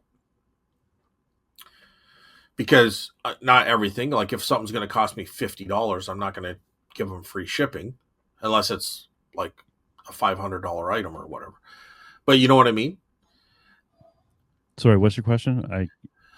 Well, my question is there a way to entice the U.S. people to buy from us to kind of cover those costs a bit? And I'm like, is kind of free shipping. My original question you answered, which was, how is eBay going to get paid for doing this international shipping? They're going to charge the buyer. Yes. So that was my question. Where I'm saying, how is it maybe we can entice the buyer to buy from us and offset a little bit of that cost is maybe offering free shipping to the US buyers. So, or is it going to be, we don't even have that option now because we're selling it to a Canadian location. So all shipping costs are going to be through eBay anyways. That's probably what it is. So our shipping is going to be our Canadian shipping price. There is no American shipping anymore. Not necessarily. You'll always have the option, is what they said, from what I remember. So why would you do the other option? It makes no sense. eBay's going to look after it. It's cheaper if we do it. You know who's going to lose out on this though, Carl? Canada Post. Why would they lose out? Because they might be the ones in Mississauga dealing. Oh no! I'm wrong because you're still shipping that to that Canadian location. Yeah. So they're still picking up. Each parcel is being shipped through Canada Post to that location. Yeah. No, they don't lose out. They actually might benefit more. So here's the thing. So ironically, okay, so they have this system in the United States, right? It's changed names and changed how they do it. It used to be Pitney Bow or something like that dealing with it, and I think someone else is dealing with it now. And then it was global shipping, and then it's international shipping. Yeah, and I haven't really paid a lot of attention because it wasn't we couldn't use it anyways, but I know these things happen. Now, as Canadians, we don't like it when the Americans use the global shipping program because it's a lot more expensive when the Americans ship that way. We prefer if they use USPS. So there's okay. So when you, as a Canadian, you're buying from the American, if they use USPS, there's a good chance you won't get charged duties when it comes across, even if it's over that $20 thing, right? Because Canada Post doesn't always collect duties on what should be collected because they just don't bother. So you're rolling the dice a bit, right? Yeah. But people like rolling the dice because you can, like, I've gotten $300 or $400 things with no duties, right? And it's like you're expecting to pay duties, so you're like all happy, right? But if we buy from the Americans and they are using that global shipping program, it is like DDP, where they will collect the duties from you as the buyer in advance. And so we don't like it because often it could cost like $10 to ship, or if they use this global program, it could be $40 to ship, right? So when it comes to Canada and shipping, I don't think we're going to be doing a lot from Canada to United States this way because I don't think it will actually make sense. What makes sense is more like if we want to ship to Germany or France or whatever. That's what it's really good for. Yeah, I don't disagree. I think it also depends on what you're selling too. Like, I think if you're selling a lot of like cooking knives or, cheap gadgets from China, that's not going to happen because they're going to get them cheaper in the US.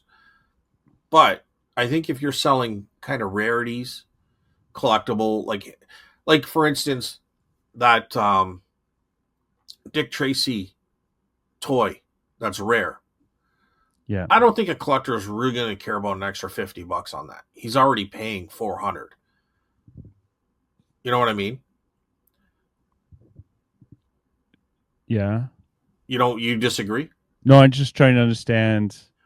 I think a collector is a collector, and if they can only get that toy from one location and that comes from Canada, they're just going to put, okay, maybe I'll try to reach out to them and say, hey, listen, will you take $350 or something? This is why. But I think they're still going to buy that item. That $400 VHS tape that went to Kentucky, that guy's still going to buy that VHS tape. You know what I mean? Because where else are you going to get it? There's no competition. And that's so how does this relate back to how it's shipped though? Well, I'm talking about the costs. Right. You're talking about how it's shipped, but who's paying for what and why it wouldn't go to the US. And I'm saying it all depends on what you're selling. That's what I'm saying. That's what you said. Right? Well, I see the advantage of the global shipping program in terms of dealing with bureaucracy of other countries, not in terms of. Okay, but what you were talking about was you don't think we're going to be shipping as much. We're not going to have as many U.S. buyers. We're going to have more European and other countries like that buyers.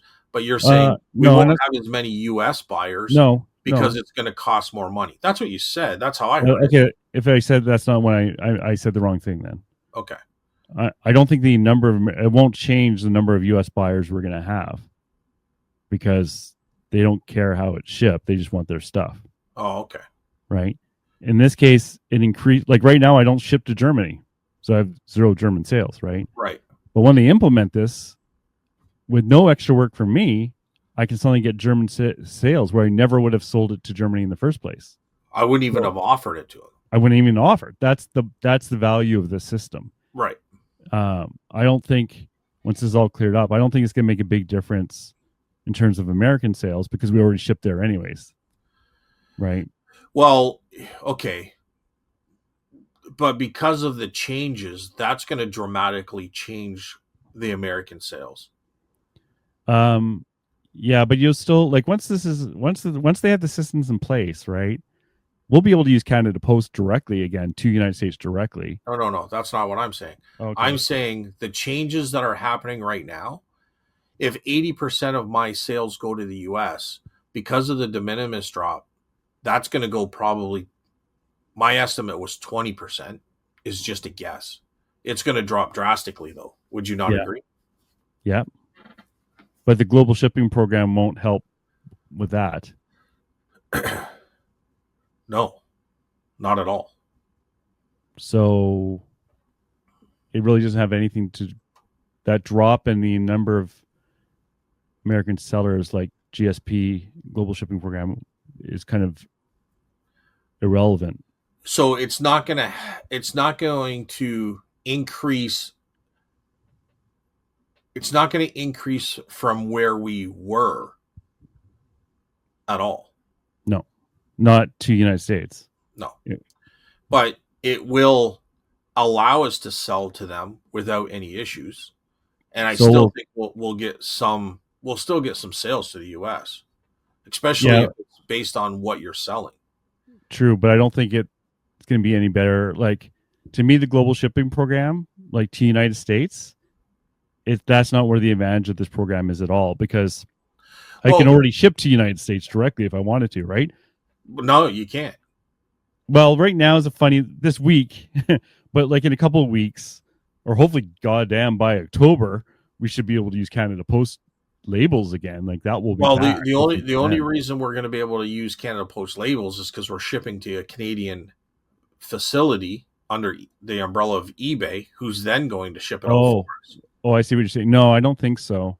I think we'll have eBay direct labels again for Canada Post without dealing with the global shipper. Canada Post to the United States. Canada Post hasn't said that.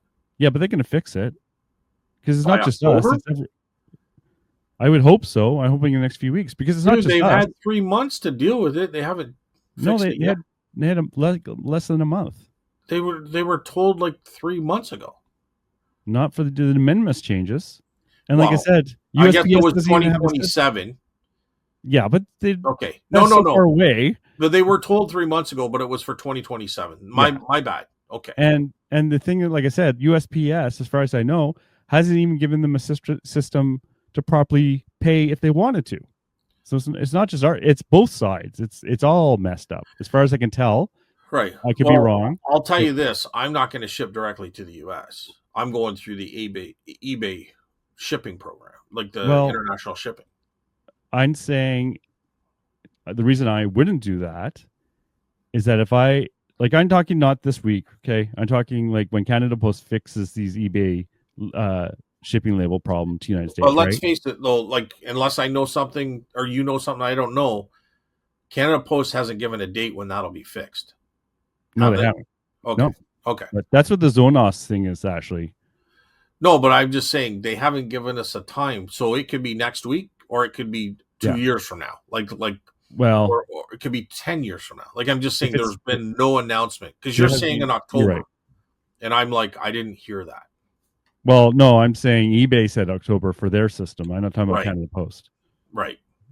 So, but my point with Canada Post is that if they stop all shipping to the United States for months, because it's not just us at that point, it's not just little eBay people. It's like I agree. And grandma going down to the Shoppers Drug Mart, right? They're not going to sit on that for too long. Now, I'm not going to guess how long it's going to take, but they're going to fix it. So here's my point, okay? Okay. Is that if you're a Canadian and you're buying from the United States and they already have a global shipping program, you want them to use USPS because it's cheaper. The fees are a lot lower than if they use that global shipping program. That's why I'm saying if I'm shipping to the United States in the future, I don't think this global shipping program is going to make a big difference because that increases the cost to the buyer as opposed to if I directly send it to them. So they would, if they're smart, they're going to pick the direct one because it'll be cheaper for them. But that's not the purpose of the global shipping program in my mind. It's all the other weird countries. That's the value of it. Well, we'll see. I understand what you're saying now. I will see, because if there's still a lot of here's my concern shipping without using the international shipping is if something happens at the border or the customer gets a big bill that they weren't ready for, you're not going to be protected so much. You know what I mean? Well, they shouldn't get a big bill. Well, they are. Because if it's through the postal system, they will never get a big bill because the duties have to be paid in advance. So you're saying that the Canada Post will. So who's going to pay that in advance, though? The buyer or the seller? Seller. Okay. So there's another reason I wouldn't use it, because I'm not paying that. If there's a way that they set it up so that the buyer pays for it, they know exactly how much they're paying for it right up front. You know what I mean? Like, that's all added in. Same as taxes on eBay. When they go and buy the item, the taxes for that state comes right up, and it's part of their bill. Mm-hmm. If they have the duties and all that kind of stuff, they have to pay all that, breaks it down, shows them where they're paying everything. That's different than me having to pay for it to send it. Yeah, just to clarify, when I say the seller is going to pay for it, I mean, like, I shouldn't have said that. I should say it will have been paid when it gets already in advance, when it gets shipped somehow. Okay. Right?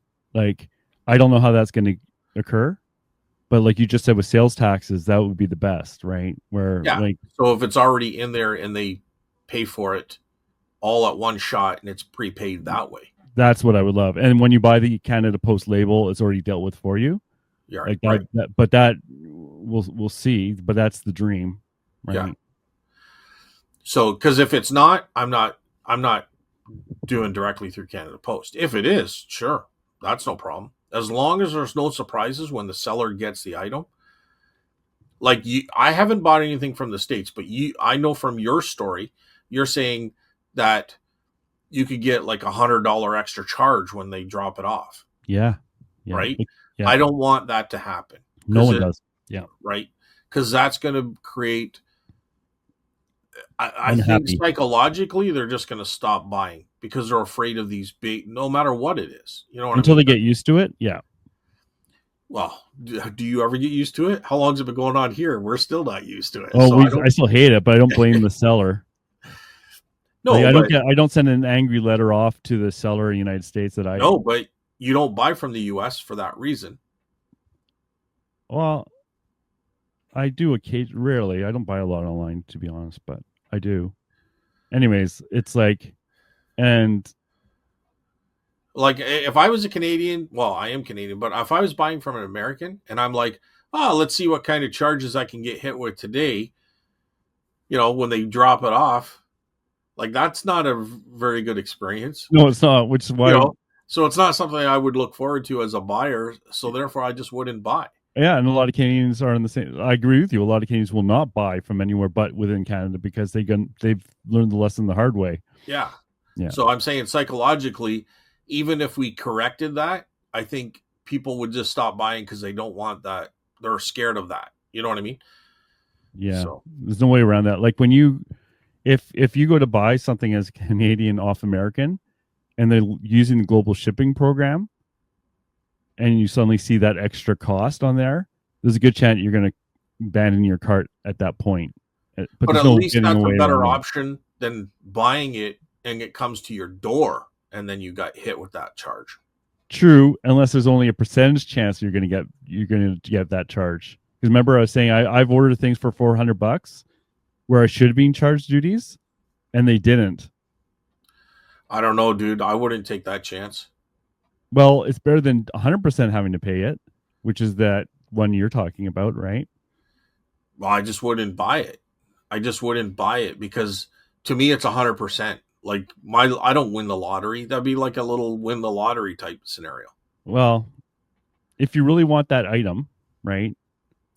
Yeah, but then you don't care. You just like, if I have to take a hit, I take a hit, right? Oh, like, I'm so different. It's funny. Because if I wanted an item and I knew there's a chance of getting hit with a duty, then I'm going to buy that item if I really want it. But if it's like, I can buy it here in Canada, or I really don't want it, or I don't really want to pay extra more than this, but there's a chance I will, I'm not going to buy it. Oh, that scenario I agree with.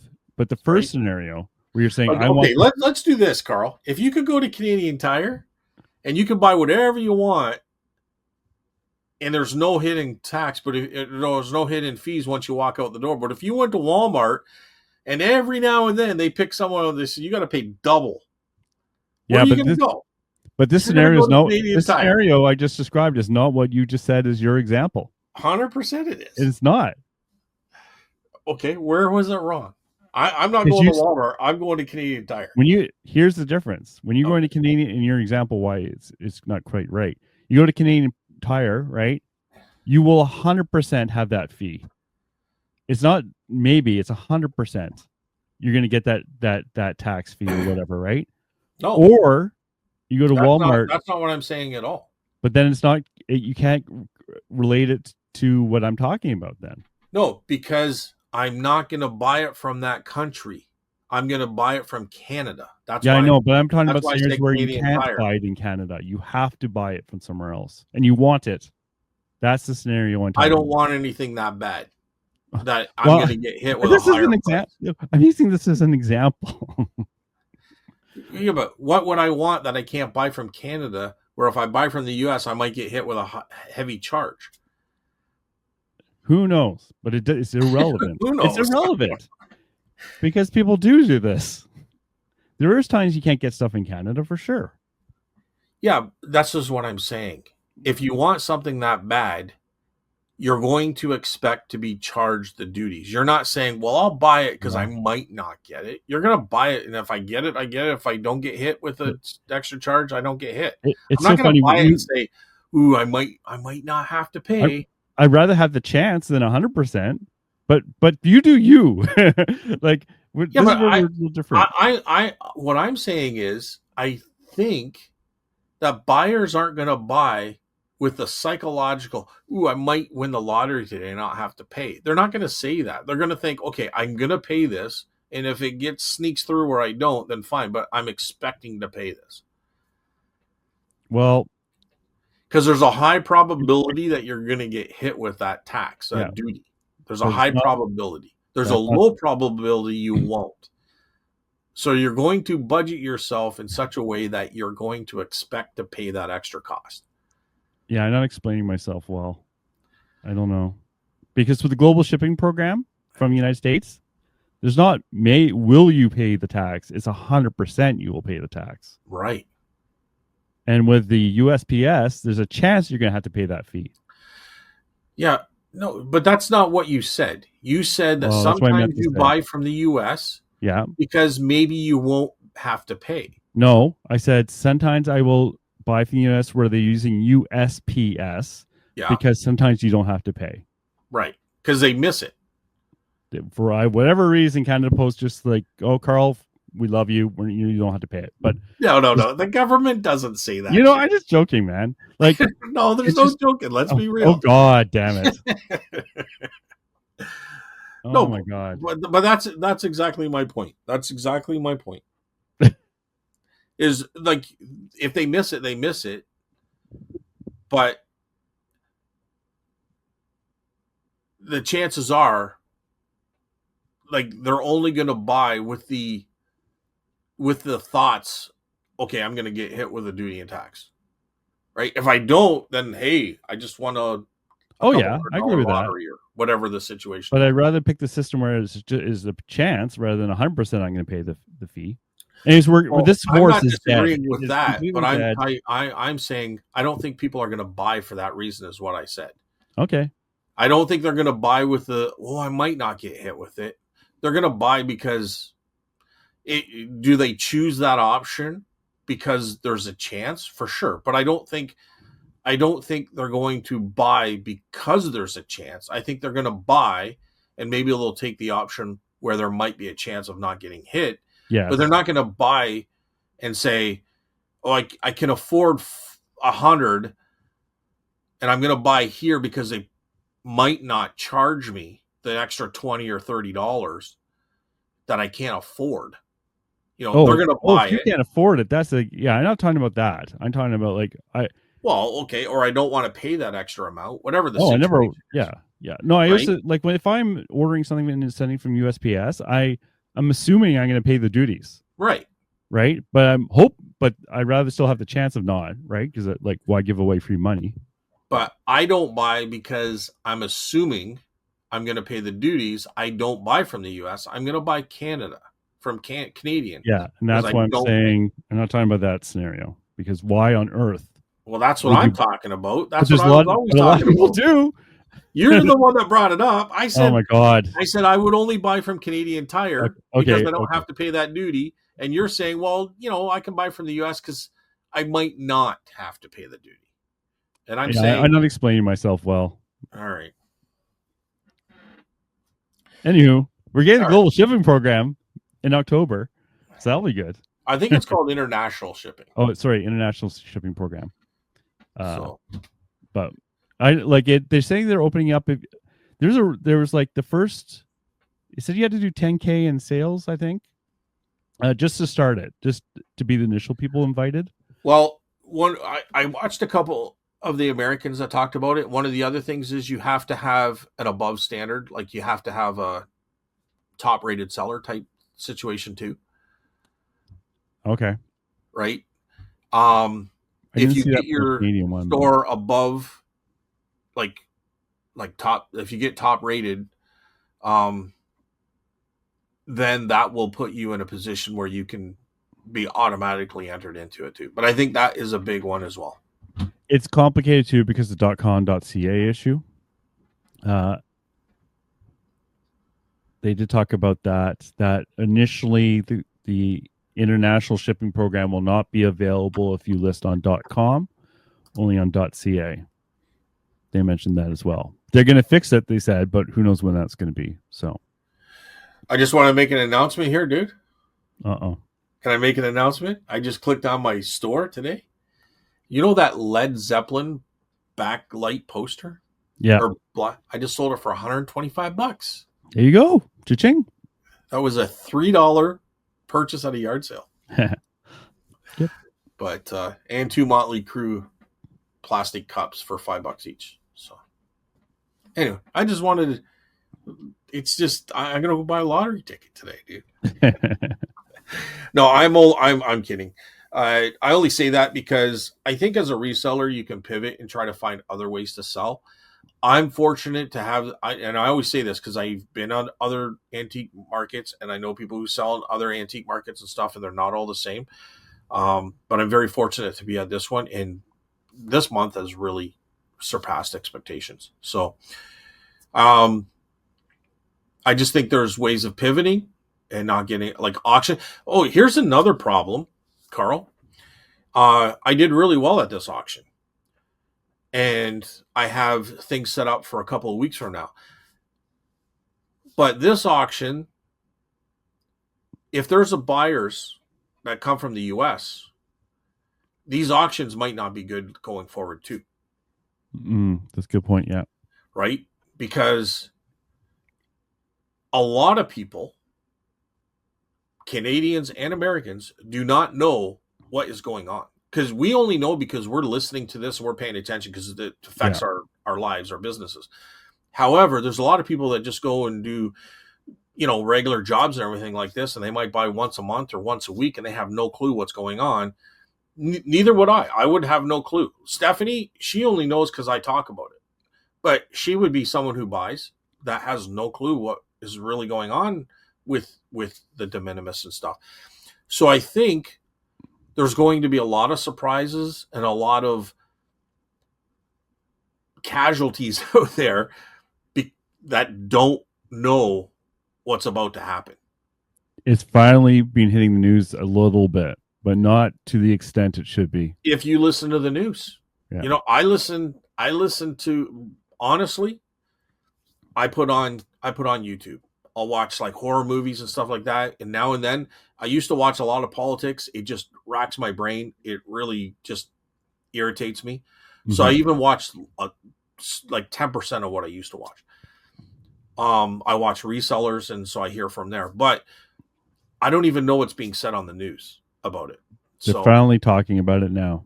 And if other people are in my situation, they're not seeing it. And second of all, when you hear the word de minimis, goes right over people's heads. They don't even know what de minimis is. You told me what was de minimis was, and I was a reseller for a couple of I've been talking about this thing forever. Right? Like I would say the last year or two I knew what it was, but I only knew what it was because you used that word. Yeah. You know what I mean? Before that, I didn't even know what it was. I just I wish you still didn't have to know what it means. I wish yeah, I didn't have exactly, to know what it exactly. means. Um, This is going to like really I hurt knew what it small business was. for sure. I knew what it was Yeah. before this was happening because you had mentioned it before it was even an issue. You had just talked about it. It was a joke. I said, "Don't tell the Americans how big a difference it was." 100%. Yeah, And someone's told them. you did. You told them. It's my As soon fault, as you say everyone. don't say anything, that's when Sorry, everyone. that's when everybody says it. But I'm just saying, there's so many people out there, so many small businesses that don't even know what's going on. Oh, or they really know. Like the news I've seen, like the Australians are really upset because they used to ship a lot of fashion and clothing like to United States. And they said, with this, there's no way. There's no way we can do this. Right. But I also see a lot of like Canadians as well, like some companies where they make their own goods in Canada. They say, I can't lower my prices by 35%. There's no way. Well, not everything is in that 35%.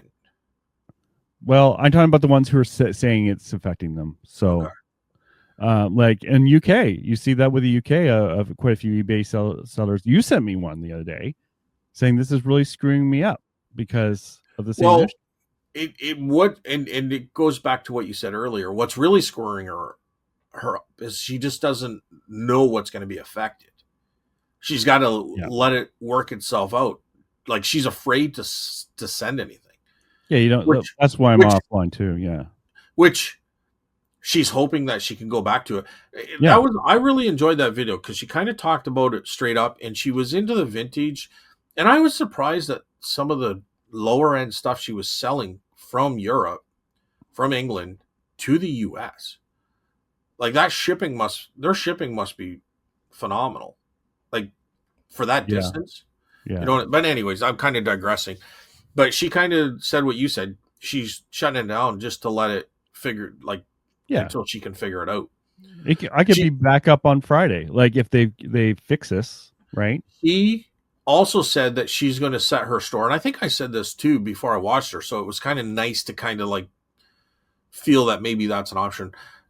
Again, it changes so much because now we got the international shipping thing, but she had said that she might open it up to will sell to the US upon request so that she can explain to them that there could be extra charges and what the charge, like to prepare them before they actually buy it. You know what I mean? Yeah. So, so that's an option down the road too. I'm just scared of what happened to Jamie, where he actually did explain it. Well, and they agreed to it until they actually had to pay it with that guitar. Yeah, and Jamie got to keep the money. Yeah, which I don't want it. Which is going to be bad in the long run because there'll be just less buyers buying from Canada because they're going to say, okay, they're going to get stuck. They're going to maybe not even buy off eBay, which isn't Jamie's fault. I'm not blaming that. Like I would have done the same thing he did. I'm not saying you should have returned the money. I'm saying I would have done the same thing. You message the guy, you tell him what's going on. He wants to gamble with your money. That's not going to happen. And to me, It's not even the money; it's the BS. I just don't want that stress, to be honest. You don't want that stress, but like, it's just going to leave both sides, buyer, seller. Yeah, it's going to leave everybody upset with everybody else, and just it could wreck the platform. So I'm really glad eBay's stepping up. Like people complain about eBay, and maybe there's going to be down the road a reason to, but right now, I think they're so professional, and I think they're like they worked out Canada Post and made the shipping reasonable, which was absolutely ridiculous at one point, and now them in Canada Post, kudos to both, changed that, and now they stepped up very quickly and got this international shipping program thing going on. Like how could you not be anything but happy with eBay? Oh, I am. Like it's for me, a small channel. They're not listening to this channel. I'm not blowing smoke up their ass because they're not even listening. I'm just being honest with you. Like I agree. Right? I find it comes in cycles. Like sometimes they start doing things that piss me off. Yeah. But then they get good. It's like I've been selling really actively for 4 or 5 years, and I've seen the lows and the highs, right? Like I did not like some of the things they changed. Like, for example, all the, item specifics, like that was a nightmare. Remember having to put all that stuff in, and like people were spending so much time trying to get their circles green when it didn't really matter. And like there was all, Yep. and then there was a time period where they lost everyone's photos. That was right before I started. Yeah. And But that wasn't something they purposely went out and did. Like, I there's know, going to but be still, glitches.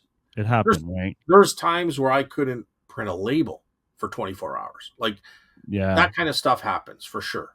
and that was But I'm actually just saying, overall, like a promoted listings bugs me. But yes, that's the next thing I was going to say. I don't like it. there's an option. There's an option to do it or not. I don't like it though, because my fee stayed the same, but my listings aren't as high because someone else paid to put theirs above mine. So the service I got actually decreased with promoted listings.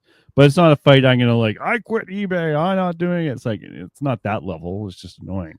But you're right, they've done a lot of good things too. Like so overall, I can't see why I would not use eBay. And when I said I'm on vacation, I'm just waiting for this to all clear out and be more like, it's only a week or two, and then we'll have a better idea maybe of what's actually going to happen and what's really going on.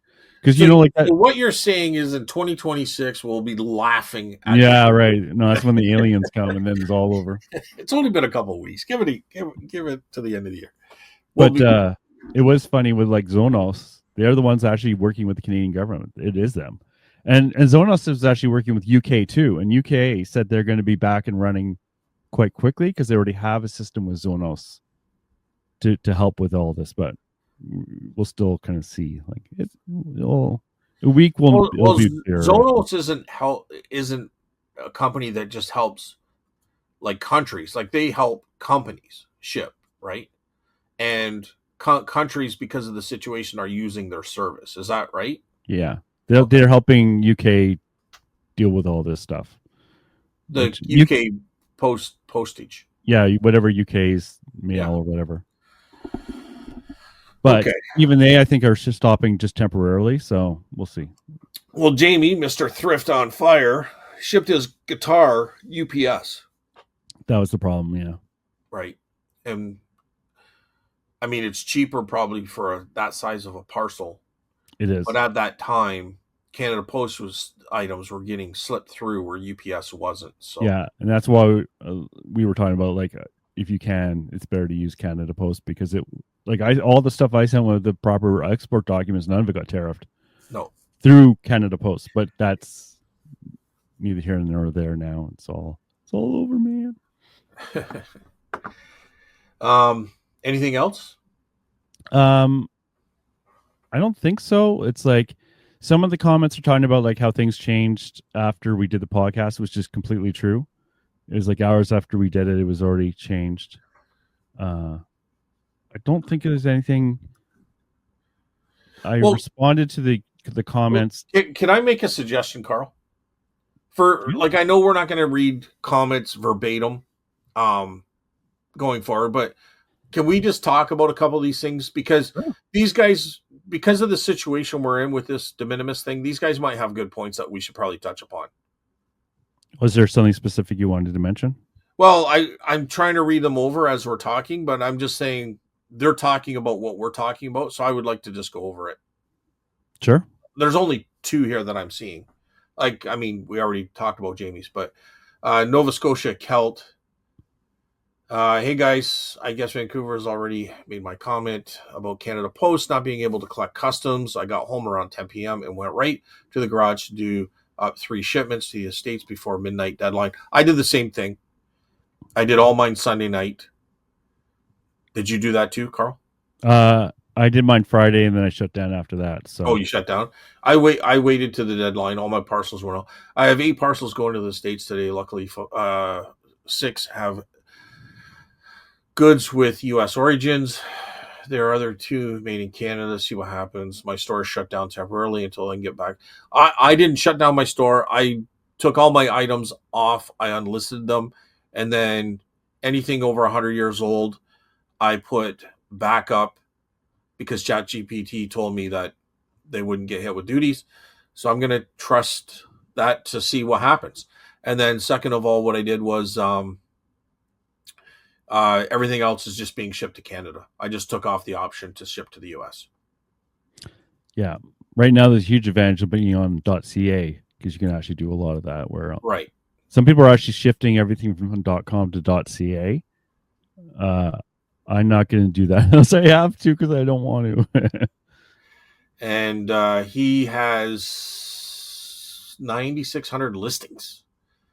Wow. And to have to change all that is more fun than a poke in the eye with a stick. Yeah. Vancouver. I don't think we've heard from Vancouver since the Sunday night show, but it's good to hear from Vancouver. You guys are forgetting. What are you guys forgetting is you will not be able to purchase any eBay label shipping to the US. No, we knew that, right? No, I think that news came out after the podcast. Oh, did it? Because we put the podcast out, but we recorded on Wednesdays. Yeah. So whatever was going on Wednesday, and that might not have came out till like Wednesday afternoon, like after we talked about it. Itself will terminate U.S. labels as we get close to August 29th. USPS and Canada Post have no way of collecting duties for now. No, we agree. So if you get a sale from August 29th onwards, commercial carrier has already system in place to collect duties and tariff. UPS, FedEx, Purolator, and it will not be cheap. Exactly. I'm going to take that chance to see what happens. So here's something. I just want to interject for a second because I was also, like I said, I was listening to Josh. Like if you fill out the form incorrectly, they're saying something about a $50,000 fine.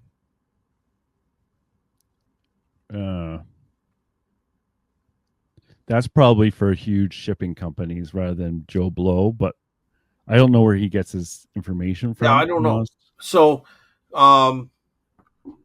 everything that I'm shipping, or sorry, everything that I have listed being able to go to the US, I will ship UPS, but I will put in the proper documentation, like even an HS code and everything. So I don't know where I would get. Now this is only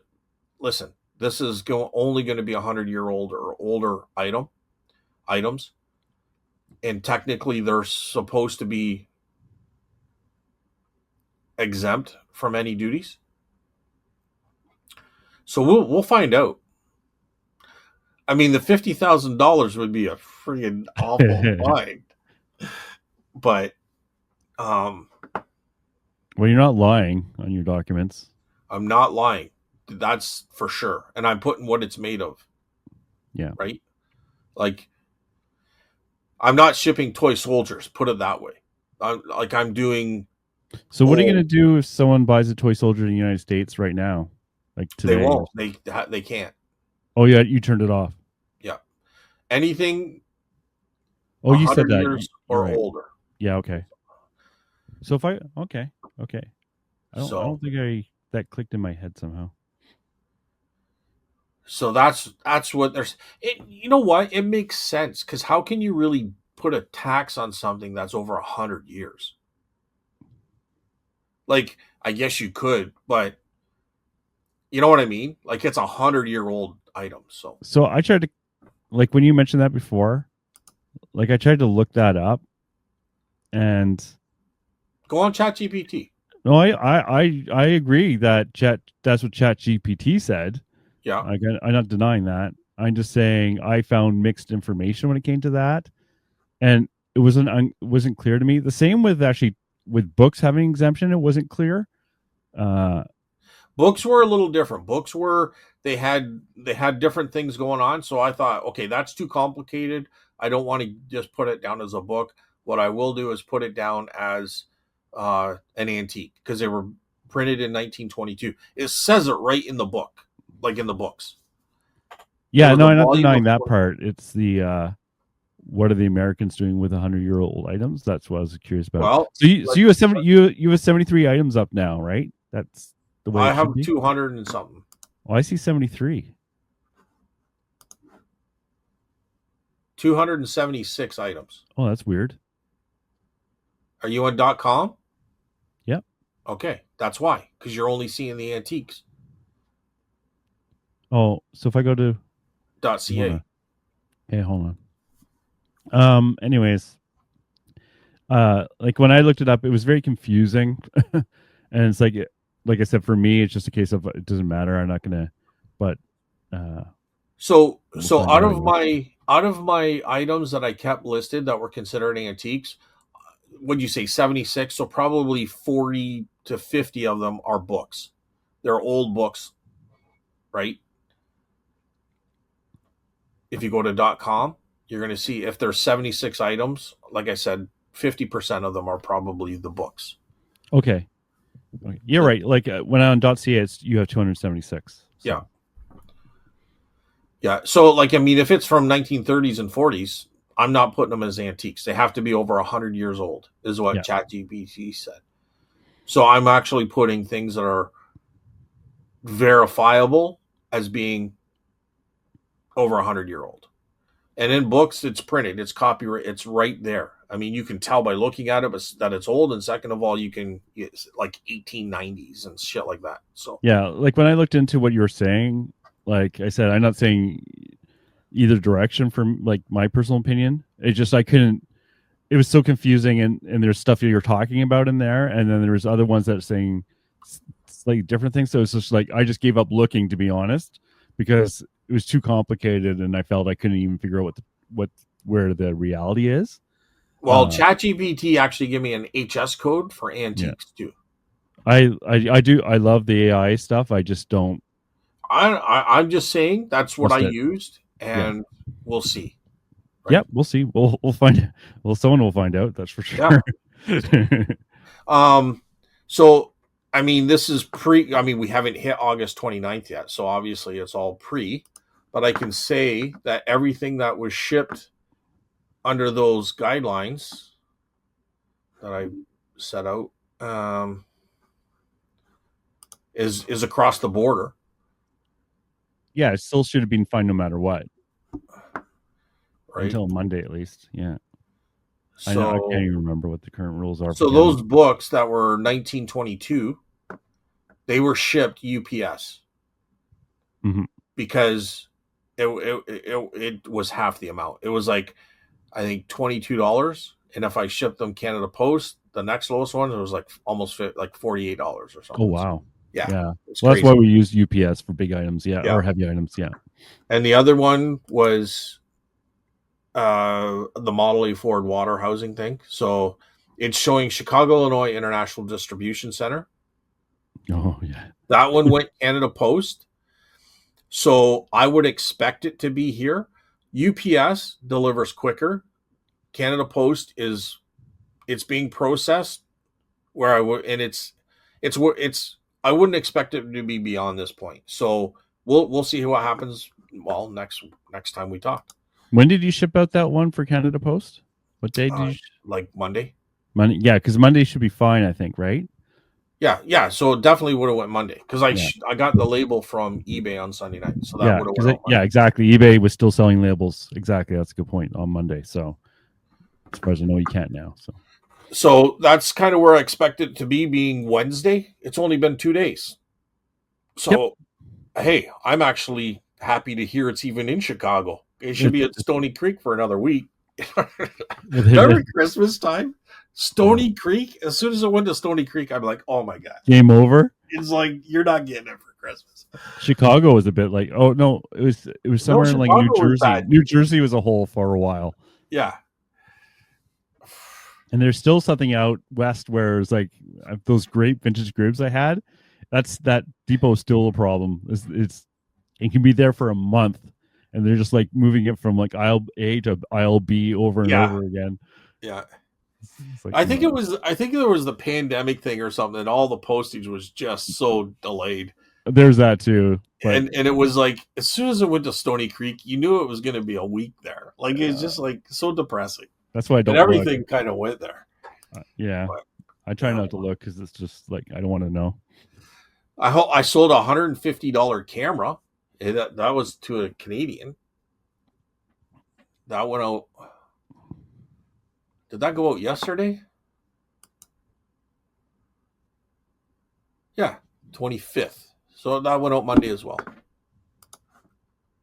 So things are still selling, dude. A Warhammer book. That that could be interesting because that was probably made in China. That's in Mississauga still. That went out Monday as well. And where's that one going? It's going to the US. I can tell by the postal code. What I hate is after I packed it, then I was like, oh yeah, I need to figure out where it's made. And in the past, it hasn't really mattered that much, but now it matters. So I'd have to, anyways. Dude, I just left it blank. Yeah, you left it blank. Well, I think it was the default of Canada. Right. So I thought one more kick of the can. Yeah, one more kick in the can. Right. But it went Canada Post. If it was going to UPS, I wouldn't have played those games. When you go to UPS, do they say anything, or do they just accept the parcel and you leave? They scan it, and I wait for them, and I'm like, "Did it go through? Okay." She go, "Oh yeah, no problem." Okay. Yeah. And it did. It went through, no problem. It's in the other country right now. It's in Illinois. Okay. So, this one was delivered, $125. Oh, Vaughan, Ontario. Okay, that was another camera that I sold last week. So, it's delivered too. Okay, so this one was that Toledo, Ohio, delivered yesterday, 10:49 a.m. And I didn't. It's a NASCAR scanning radio. Yeah. $185, and item received. There was no issues here. Okay. So nobody said nothing yet. Knock on wood. Yeah. I was like bang on my head, but delivered in at mailbox. So that would have been a China item, which I don't know if it really matters compared to what it did matter. I think it's after Friday, dude. I could go on and on here, but I think what happens after Friday is when shit gets real.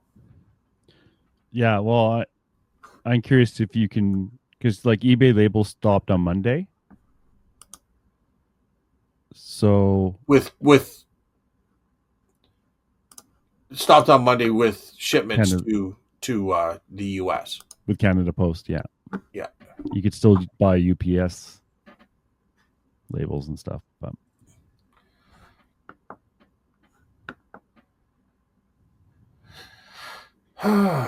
anyways, so I got two. I don't even know what I'm going to do here. So I'm just looking at my eBay right now. I got two interested buyers. You can't tell where your buyers are from, can you? I don't know. I don't know. Let me just check these to make sure. Never was a problem. I never cared. So I want to make sure. The problem is I've never had a Canadian buyer buy the insoles. Yeah, I have. It's only available to Canada. So I'm going to send it out and see what happens. I'm going to give them an option to buy it, like with a discount. I just hope if an American buyer buys it, I'm going to have to cancel it. Yeah, because I have heard that someone said they shut down their store and someone still bought something, but it's because there's an offer already out. So those offers can really make things a little funny, I think, sometimes. Or someone else said they turned off shipping to the United States, and someone in the United States still managed to buy something. but it was because the offer had been sent out before that date, so they still were able to buy it. I don't know. I didn't really pay that much attention, but Well, I it think could be a bunch of eBay things. I think eBay would back you on that. If they don't allow you to print a label for that, then just put incorrect address or issue with address. I would call eBay first, though. So, Yeah. is there anything else you want to add before we? We gotta we you know what, we got a comment from Tina too. Tina Mack. Weather report: still no rain here, almost 2 months. Closed to U.S. sellers for now. Crazy time for sure. I'm anxious to see what the international shipping program. Now we talked about that. Only sold to U.S. I've got to learn to do international, and I have a feeling I'll be dreaming about codes. ChatGPT is one way to get around it. I hope it. You know what? It would be nice for. Well, I guess it doesn't really matter now. If they have international shipping, nothing else really matters. They do it all, right? They would still need us to put in the codes because it doesn't know what we're selling. So hopefully eBay has a option where it gives you, like, they have AI. It can do the same thing as ChatGPT, and it'll find the code for you based on your title, which in the information item specifics. That would be nice if it gives you a code. It'd be challenging, but well, and like I said, the HS codes are different depending on the countries too. It's not a universal HS code. But if you fill in all the item specifics, the HS code should pop up. Hopefully. Actually, it should be more accurate than ChatGPT because you got more information other than just copying and pasting a title. Yeah, maybe. I'm just hoping something like that can be implemented eventually. I mean, if ChatGPT can do it, why can't they have an AI system that does it, right? It can only use the information. If the information going in is good, then it's fine. But I have a feeling I don't know what's going to happen. Carl, I don't know. If they can make an image of you, yeah, and make it fatter every time it advances, they can do this. Yeah, we'll see. It's funny. I don't have as much faith that they're gonna like. I have a feeling like the origin you're gonna have to put in, for example, and that's really important. But I don't even know how the other countries deal with this stuff. Like, I don't like the Americans already have global shipping program or whatever the hell it's called now. So I don't even know how they deal with that now because I was never affected. But well, no problem. Let's say 80% of our buyers are US. That drops down to 20%. So now we're 60%. Hopefully 40 to 60% increase in sales based on this international shipping, because now we're open to everyone in the world. Could be a good thing, dude. It could be a countermeasure. I think one of the good thing. I think one of the things that I'm gonna have to do too is realize I'm actually gonna put more effort into the listing. Like, I think I really need to concentrate on at least 5 to 6 hours of steady listing every 5 days a week, like a real job. And be the idea being, the more items I have exposed to the Canadian buyers, it's just logical that it's going to increase sales. Yeah, well, that's for sure. I don't want to have to hopefully have 9,600, but I've always thought that I'd like to have a store with about 2,000 items, 1,500 to 2,000 items a day, and try to keep that up. You know what I mean? The good thing is, if you're selling, you can't get that high, but I think if you had that many items out there, that it's only going to be better than what I had a week ago at 400. Yep, I agree with that. So, well, I have to, because there'll be less sales, it'll be easier to make those numbers. But is it 10 times the listing is going to give you, 2 times the sales? Maybe. I don't know. That's how I feel as well. But I'm going to be less inclined to like hang on to items for a long time, like maybe move them to the booth. It's going to be really interesting, but I don't want to give up on it yet. I mean, if I have to go back to work, I have to go back to work, but I don't want to totally give up on it. It's also a lifestyle too. So if I'm like working 12 hours a day, 7 days a week, that's not a lifestyle change that I was wanting. You know what I mean? Hell no. So maybe it's time to go back to work. I mean, if we still have Canadian auto jobs in Canada, I don't know, dude. I don't know. The times are interesting, right? So, Carl. What can I say? There's still a lot of unknowns. I have a feeling next week it might be more clear. Maybe Canada Post will actually come out with some more information. Maybe USPS will. But if we learned anything, probably a few hours from now, it's going to completely change again. We're going to have teleportation technology. You just put your package in this little box and gets teleported right to wherever you want to go. So I have another announcement to make. I just refreshed my computer to see if there's any sales at the booth. I sold some cast iron. It's a cast iron bookend of a girl holding an umbrella and rain boots and stuff, like they're in the rain. But these were, I think they were bronze, so I probably undercharged them. $50. $50 out of the booth today. No tariffs on that. Yeah. And then a book for $10. So that's on top of the Led Zeppelin poster and Motley Crue cups. So it's almost $200 just sitting here talking to you, Carl. Making money. You got to look on the bright side. Actually, I should probably get going soon too, because I got 2 parcels I got to package. One is a $400 book, by the way.